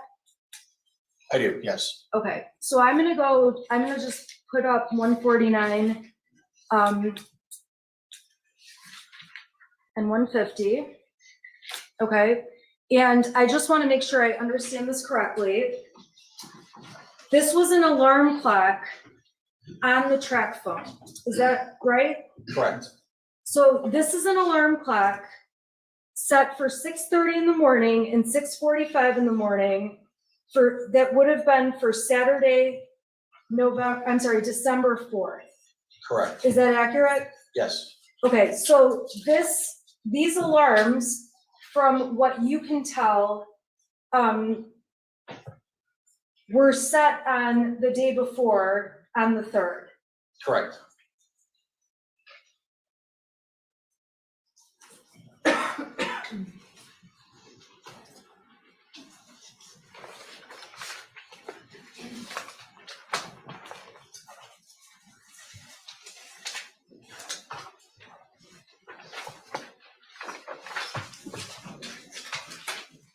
Okay, and then again, there was some testimony, and I believe we've mostly covered this. Ultimately, when you looked at the cell phone, between Jennifer Crumbley and Kira Pennick, you testified, I believe, that there were 26 messages still on the phone. Correct. And from the data, you could see there was actually 4,047 that existed at one time between them. Correct. So obviously, many messages had been deleted between Kira and Jennifer Crumbley by Jennifer Crumbley on her phone. That's correct. And again, there's not any texts or anything that say that have explanations about deleting things. All we know is that they were deleted. Correct. You said yes. May I have one moment, please?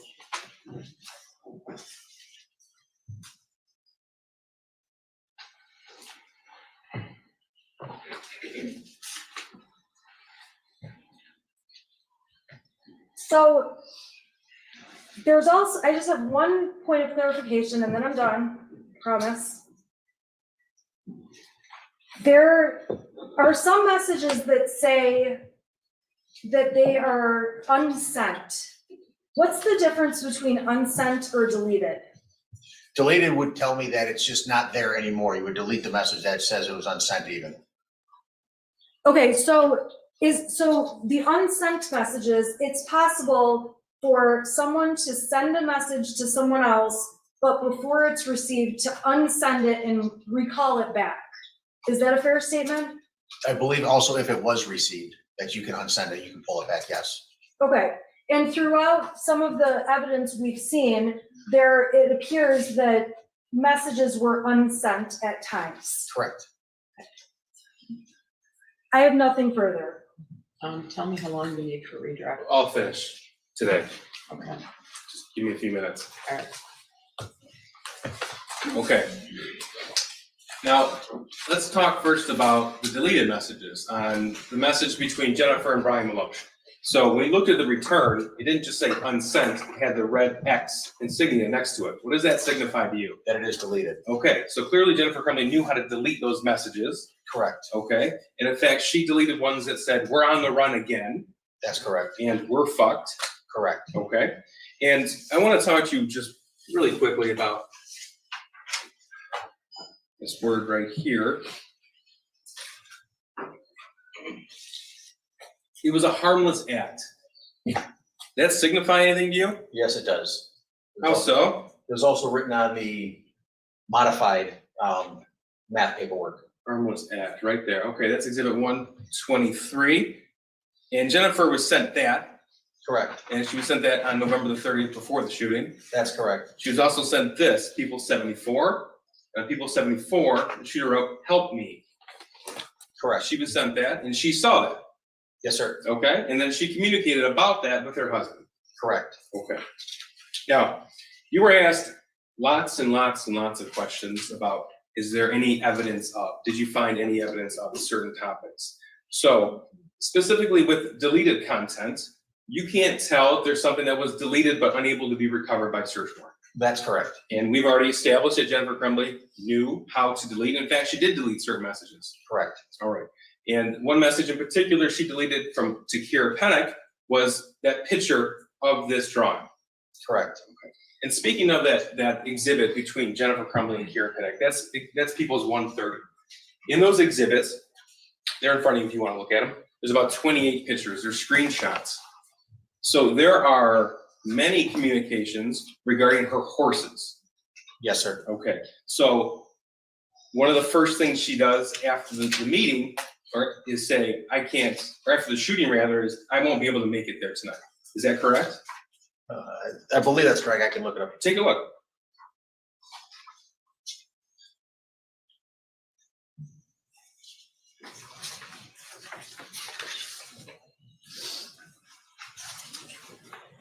And tell us the time that came in too.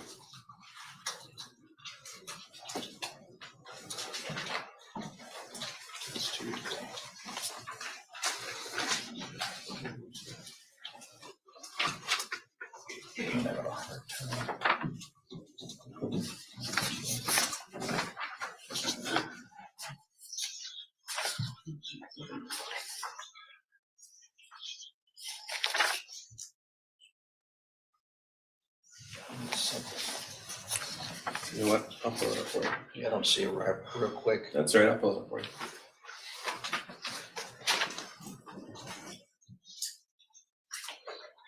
$2:36 p.m. Kira, I won't be there tonight. Okay, it's on the screen. Okay, That's part of exhibit 130. And that is, the shooting ended at 1 p.m. So that's an hour and 36 minutes after he was taken into custody. correct. I see it now. Yes. That's 6 minutes after she arrived home from the substation, after she was brought there. Correct. And that's the last time she saw her son. Correct. 6 minutes after. Okay. So you were asked about a lot of questions about this Facebook chat here, including a particular message where Jennifer says, I wish there had been some kind of warnings. Correct. Okay. Remember that? But she sent this to Kira, and this is the picture where he said, help me, with a picture of, or he wrote, help me, with a picture of the firearm. Correct. Okay, and she deleted that though. She later on deleted that particular text that she sent to Kira. Correct. Now, you were asked a lot of questions about this big stack of these messages between James and Jennifer Crumbley. Do you remember those questions from council? Yes, sir. Okay, and you were asked if there were certain messages about any message that Jennifer had about my son's gonna shoot up the school, things like that. I remember that. Yes. Okay, you have had a chance to review some of those messages, or all of those messages. Yes. Okay, and was there anything in the messages indicating they were going to take him to see a therapist? No, there was not. Anything in there indicating they were worried and they wanted to take him to see a psychiatrist? No, there was not. Was there any time they tried to set up any mental health counseling? No. In the phone logs or text messages from the period after the school meeting until the shooting, were there any indications that they researched any mental health professionals? No, there was not. Did they call any counseling offices? No, they were. Did they call any psychiatrists? No. I'd like you just referring to that message, and Judge, for the record, again, I'd like to omit the entire thread is exhibit 423. That's the entire Facebook thread between James and Jennifer Crumbley. I'd like to have it available for the jury if they want to look at that. Your Honor, I would have no objection to that as long as we redact the things that this court's already deemed inadmissible. Okay, That would be fine. okay, I don't recall specifically what those are, but if there's already been a ruling and things have been redacted, then I would like those taken out. Certainly, Okay, certainly. Sir, if you could, referring to what would be exhibit 423, contrast for the jury, please, the amount of time and messages between James and Jennifer Crumbley regarding their horses with their messages regarding their son. Your Honor, I would object. There needs to be a foundation that he can even determine this or has data to Sure. support this. sure. Did you look at the messages? I looked at the messages. Yes. Okay. Are you able to contrast the amount of time and messages between James and Jennifer Crumbley regarding the horses versus Your Honor, their I would son? object. This is misleading and speculative, and It's- there's been lots of talk about things that have been deleted, that we don't have all the messages. So I would object, Your Honor. Judge, for the record, the point is that counsel asked, is there any evidence of, when Okay, this witness has already testified to things are deleted, and he's gonna testify what's actually on thread. okay, I'm eating your dust a little bit here. Okay, first of all, you want 423 text messages between, Facebook messages. Facebook messages between Mr. and Mrs. Crumbley admitted in a redacted form. I'm gonna ask that the redacted form be verified by Ms. Smith, and then I'll admit 423 because you do not object. Thank you. Okay, you want him to ask him, he's going to be estimating, obviously. I'm asking for an estimation. And Your Honor, I was not allowed to ask his interpretation of topics or words that were in there. And so for the prosecutor to ask this question, that's asking him to interpret how often they're talking about various topics. That's the same kind of question I was asking and I was prohibited from asking. Well, So- you asked him to interpret something that someone said or what they thought, which I- you can't do. I also asked questions about, in those text messages, there was nothing about I believe our son could be a shooter. And that was objected to and he wasn't No, able to. he answered. There were other questions along the same lines where I was not able to talk about. No, the he top- answered that there were no communications like that. He answered that. I mean, if you had another example, he reviewed all of these the text messages. He also said some were deleted. He looked at the Facebook, right? 423 is gonna be admitted, so it can be argued later. I will withdraw my objection. Could you contrast for us the amount of messages between James and Jennifer Crumbley regarding their horses with the messages regarding their son? I would say there was a vast majority of just discussing the horses and putting ointments on their legs and getting the vets to see them. If I had to put a number on it, it'd be upwards of 75, 80% of the conversation Over what period of time, if you know? with that volume right there. Oh, okay. When does that start and when does it end? I don't It's know. early of 2021. Early 2020. Okay. Right? Thank you. Now, what about the percentage of time expressing concern over themselves? Up Your Honor, until- I object. This is speculation and there's no way he doesn't have data on this. Do you have data on this? Just the conversation after the pictures were sent, they drew them on the math paper. And there's a couple other conversations about him having a headache and that, but other than that, I can't remember any more conversations. So I have some data. You're gonna make us listen to data? No, well, this is just the one question. A search of his name. Does this sound right to you that, Your Honor, I object to leading this witness into this. If he has data, he can testify about it. If he doesn't have data, this is Just people are inappropriate. Okay, ask entitled to an lead ask into a the vote. non-leading question. Okay. If you were to put a name search, because it's a PDF, right? So you can do a name search. Correct. And if you were to do a name search of their son, you could find how many times their son was mentioned, That's correct. okay? And if you were to do a name search of either their horses' names or horses, you could find how many times that was mentioned, That's correct. okay? Your Honor, this is going so far beyond the scope of, No, it's not. This is, you asked about this. You asked about this. Would it surprise you that it's thousands and thousands and thousands different? It would not at all. Thank you. Now, you, sir, were asked a lot of questions about March 9th, March 8th, March 17th, March 19th, and March 20th. It's that area spring of 2021 that we talked about where the defendant's son was text messaging his mother and where James and Jennifer were at. Correct. Yeah, I Okay. remember, yes. So you were asked specifically, are you able to tell if Jennifer Crumbley saw those messages come in? You remember those questions? Yes, I remember those questions. Okay. I want to make clear that all of that information, all that evidence that was admitted on those days came from Jennifer Crumbley's original phone. Correct. Okay.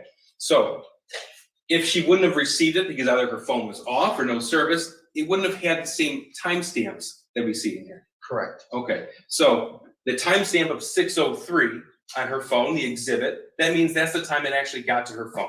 Correct. Okay, and let me ask you something, sir. I don't think you need to be an expert to identify this, but when you take a picture, do you have to open your phone? I mean, you have to take the picture, yes. Right, do you have to look at your phone? Not necessarily, you just push the button on the You have to side. hold it up and push a button. Correct. Okay, and so when we have pictures on Jennifer's phone from the exact same time that her son is sending your text messages, what does that tell you? That she would have seen them. Now, you were asked about the alarm sent on December the 4th of 2021. And it was up on the screen, that's an exhibit. I remember. It was set for 6:30 a.m. and 6:45 a.m. on December the 4th, 2021. Correct. Okay, and it said when it was set. It said from 7 hours and 30 minutes from now. Correct. So then we can tell that she actually set that alarm at around 11 p.m. on Friday, December the 3rd. That's correct. Were you aware that Detroit police were actually on scene at that date and time, at that specific time, at the location where she was found? Your Honor, I object in terms, If he knows, if he knows. If I he would, knows, Oh, yeah, what is the objection? well, the objection is the lack of foundation about whether he knows. Well, you can tell us. Well, he could tell us if he knows. I don't know. I was not aware when Detroit police was, Okay. You were aware that they were on scene that evening? yes, I was. Yes, I am. You were also asked about what counsel referred to as threats and her, Jennifer Crumbley, receiving threats. You remember those questions? Yes, Okay. And you didn't just review the Facebook messages between Jennifer Crumbley and Kira Pennant. You also reviewed other Facebook messages, other chats. Is that right? that's correct. Okay.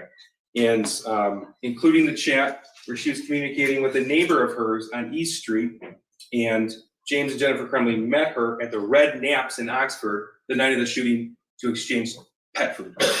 Remember that. Okay. Now, how close is the Red Naps to her home? It's just down the road. It's right in downtown Oxford, right? Correct, Like a block away. correct.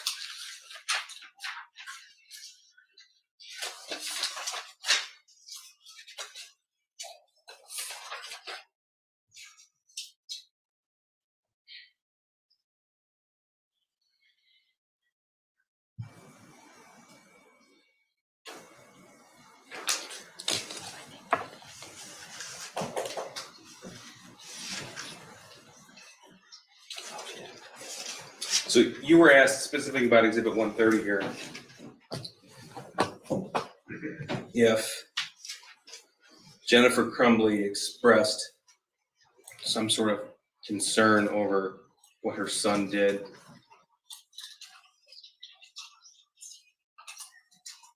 Right here, I'm bawling right now, Kira, my son ruined so many lives today. Yes, correct. Okay, now, that was substantially after she was asking to sell her horses for cash, Correct. asking cash stats. I think those stats. Yes. Okay. And is there any text messages at all in this exhibit expressing any sort of sympathy over the victims after this? Not that I recall. And in fact, the conversation continues about liquidating her assets. Correct. And it continues about her not being able to see her horses That's correct. and expressing how upset she is that she can't see her horses. That's correct. Nothing further, Judge. All right, you may step down. You're excused. Farthest spoken word in Oakland County. All right, ladies and gentlemen, during this trial, do not read, listen to, or watch any news reports about the case. Under the law, the evidence you consider to decide the case must meet certain standards. For example, witnesses must swear to tell the truth and the lawyers must be able to cross-examine them. Because news reports do not have to meet these standards, they can be incorrect or misleading information that might unfairly favor one side or the other. So to be fair to both sides, you must follow this instruction. You must not go on social media, you must not post, you must not do research, you must not discuss the case with anyone. We're moving quickly. Please follow my instruction. It's so important. I don't want to have to put you in the local holiday inn. All right? I can still do it. Okay, so follow my instructions so that we don't have to do that. Okay? I'm gonna have you return 8:30 on Monday. Don't look at anything over the weekend. I should have served you some vitamins with your lunch. Please stay healthy and go Lions. All right for the jury?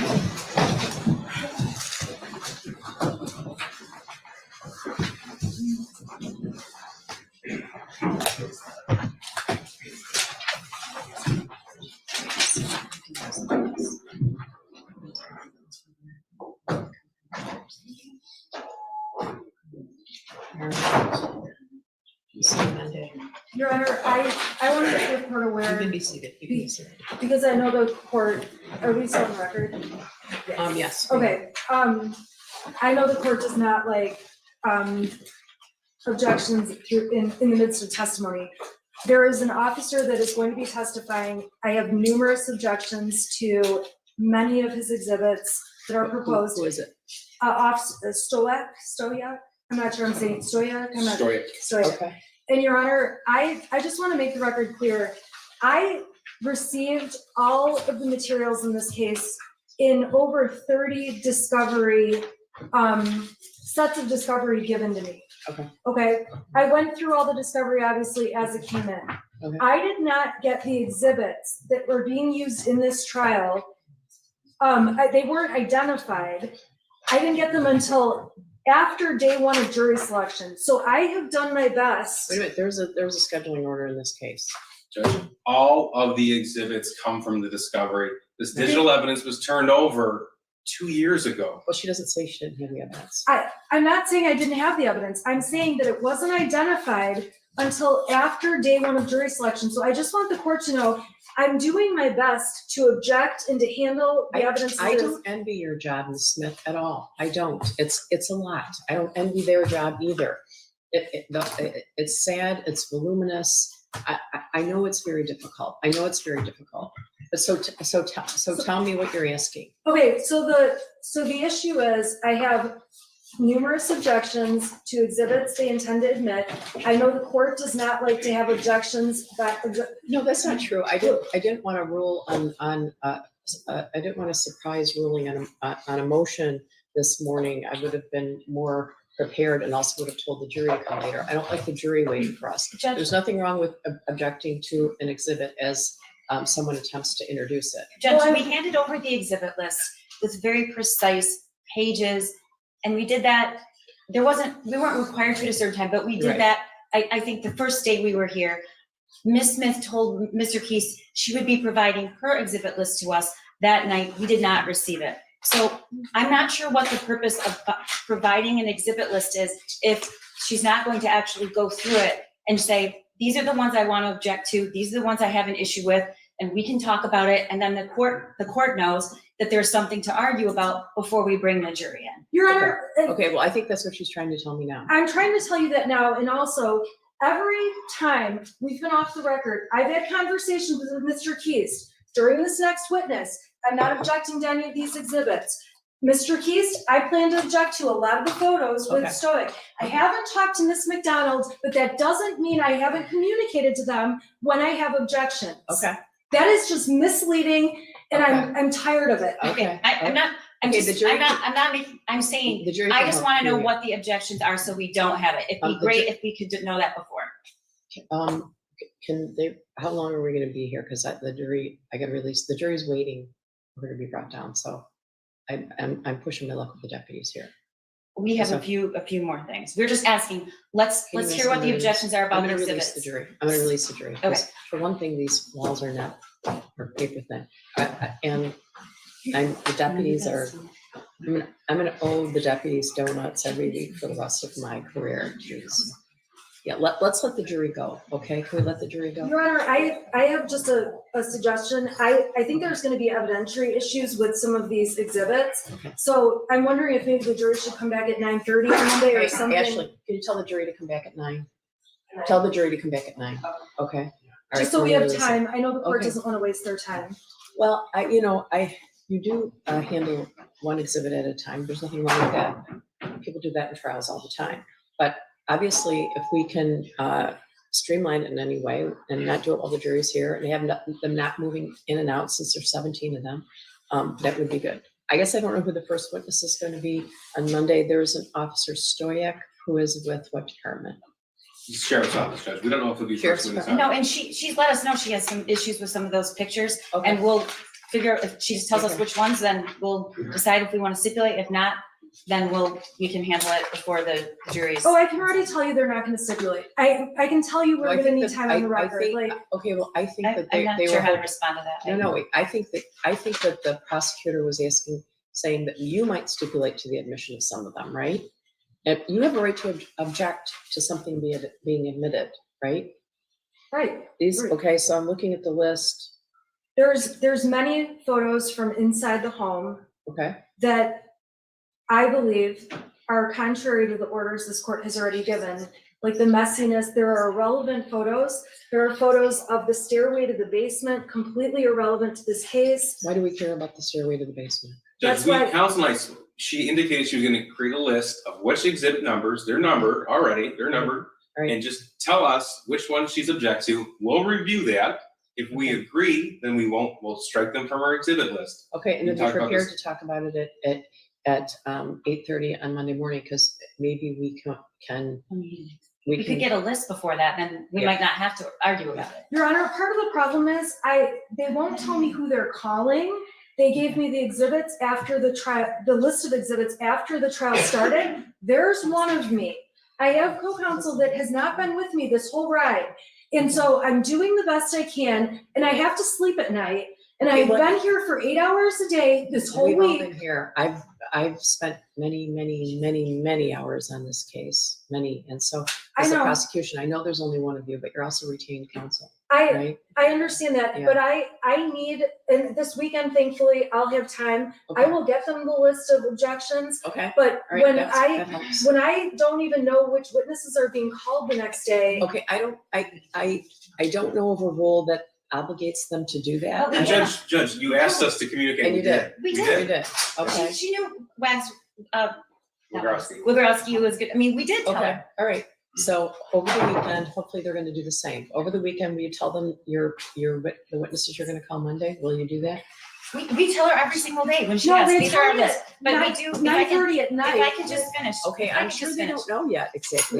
We already changed that today. I mean, Okay, that does change, but when are you gonna tell her by? When we can confirm childcare for our witnesses, Okay, and confirm, we have one person with COVID right now, we have one person out of the state. We're rearranging witnesses in real time. okay. What objection, non-responsive? Can you tell her Sunday by noon? I hope to have those answers by then. Sure. And communicate as soon as I have the Okay. answers. I don't think they're obligated to do that. On the other hand, it is a courtesy, and it is something that helps the trial move quicker. I think it should just be fair. It For would instance, also, we Oh, don't no, have. we don't want this to be fair. We don't have an exhibit list from the defense. She said she'd provide it, the same time we did that night. We don't have it. We I just didn't say wanna I be would treated. provide it that night, and Okay. I didn't know what exhibits I would need until I saw your list, and I haven't had time this week because we've been in court or. Okay, all right. Yeah, I'm obligated to be fair to both sides, right? This exhibit list, regardless of when you got it, to me has been very helpful. It's descriptive of Thank you. where and when, and because, some of it, You can some thank of them Natalie overlap. for that. Some of them for sitting overlap, here. Your right? Honor, It's fine. I don't disagree, but also some of mine don't match what's been put up on the screen. Like it's not as simple and as clear cut. I have this weekend, which is going to give me time. Okay, good. Yeah, okay. They're gonna communicate with you, and if you tell them which ones you object to, I don't know if I've seen some of these. Some of these are in the house, some of them might be relevant, some of them might not be. I don't think you've seen any of them, Jeff. What's I that? don't think you've seen any of them. They, Judge, listen, if she just make a list, we'll be happy to review it with her, so you don't have Okay, to. okay, so you're gonna be here at 8:30 on Monday morning. We'll talk about as many exhibits as possible. In general, they can go question and answer and all that, but if we can agree on some beforehand, I'm just going to pray that by Monday morning, there are no issues. Can I do that? Can I go to the river and read it? Judge, regarding exhibit 423, counsel indicated that there are certain messages she wants redacted. Counsel can indicate those, what messages they are. We'll be happy to redact them before the actual exhibits turned over to the jury.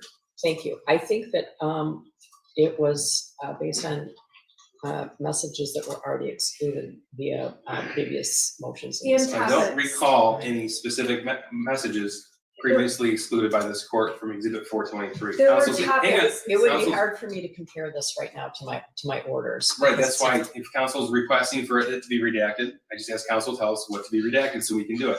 Okay, Your Honor, then I need them to send me this proposed exhibit. You have it, you already have it, 423. you had it in January of 22. messages between, Wait a second. wait, you guys wanted, someone said they want all the, you It's the you Facebook said Messages. I- you want fine. all the Instagram messages between the defendants admitted. That's what you said. Facebook. And that's, Facebook. Your Honor, that's totally fine. All we have to do is make them compliant with the other orders of the court that have already excluded evidence. Okay, that's fine. You're Yeah, the one I'll who asked reject for it it. to come in. But Yeah.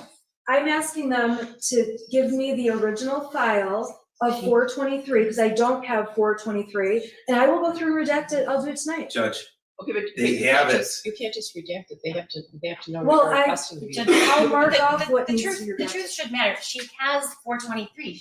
It's the entire Facebook message string between Jennifer Crumbley and James Crumbley. It's the thing that she piles up. She has that string. So the court would like we can produce a proof of service first thing Monday morning. Okay, No, and I'm not saying I do have it in the evidence. I don't have it. They're talking about it as if they've given me a 423. They haven't. It's buried in the stacks of evidence. Okay. That's fine. I'll dig it out. I will go through it tonight. I will let them know what I want redacted. Okay. All You I can send want an is email. we redactions. provided a digital It's a copy. thumb drive. I don't understand. There's a thumb drive that has 420. Yeah. Yeah, they handed it to me today while we've been in court for 8 hours. So Okay, but you're the one who asked for it to be admitted, right? You're the one that asked for it to be admitted. So, which I'm happy to do if everybody agrees. So, all right, everybody. You have just a couple more things right now. Uh-oh, here comes the cavalry. What else? Just one thing I think is important. I asked this court to instruct counsel to show the appropriate decorum in this particular case. The jokes indicating I'm gonna kill myself in the joking manner. I'm drinking 5 Bottles of wine. It's just, there are parents That's who my point. had their children That's my murdered in this courtroom, and we are the people who I- communicate with them after we leave I here. said something about wine because I was looking at her exhibit and it was teetering. And I was trying to nicely suggest that I would like you. But Ms. making a Smith- joke about killing yourself in this courtroom at this time, I understand. I'm I sure didn't wasn't- mean it like that. I'm sorry. I am so sorry. I did She not didn't mean it stop like that. yelling that I don't I wanna did be not that mean person. it like that, and they know I didn't mean it like that. Okay. We're responding to literally just sitting here, the amount of messages we get from victims in the community. And I just think, just to be at a abundance of respect and caution, if we could just not say things like that. Your Honor, I'm not accusing anyone of any malice or any bad intent. I'm just asking that we just not engage in that, because this is hard enough for the people who are sitting here now and who will be sitting here next I week. understand. It's very hard. Your Honor, I am not joking around about anything. Okay, I think it was a slip of the tongue. It was a slip of the tongue, right? Emotions are running high. We also, a lot of people are saying Ethan instead of the shooter, But Your Honor, I That's do want to hard make a too. point. I'm not making an objection because my emotions are running high. In fact, I'm not having an emotional response here. I am simply asking that we be respectful to victims. That's it. Your Honor, I am being respectful. So that is implying I'm being disrespectful. Me saying I'm gonna kill myself, I didn't mean in any way to offend I know you didn't. these families. I know you didn't. It was a slip of the tongue. She's just, It was absolutely not related to them. I know. This shooting is awful. It's the prosecution that's parading all of this up here and putting the victims Parading? through The shooting this. is the result of the defendant's gross negligence. That is the case. Okay. They are the ones putting the Okay, victims everybody through needs to- re-seeing all of everybody this needs to over go and home. over and Your Honor, over. Whoa, everybody needs to go home. Everybody needs to go home. That- All right? I understand, but we're not putting victims through anything. And I'm sorry, but that, just because everybody's disagreeing doesn't mean everyone is inappropriate. We aren't putting victims through everything. We're prosecuting our case. Okay. And we're trying to do it in the And most efficient way And she's possible. defending her case. I think that was a slip of the tongue. Everybody needs to take a deep breath and go home. Everybody go home. I'm going home. All rise.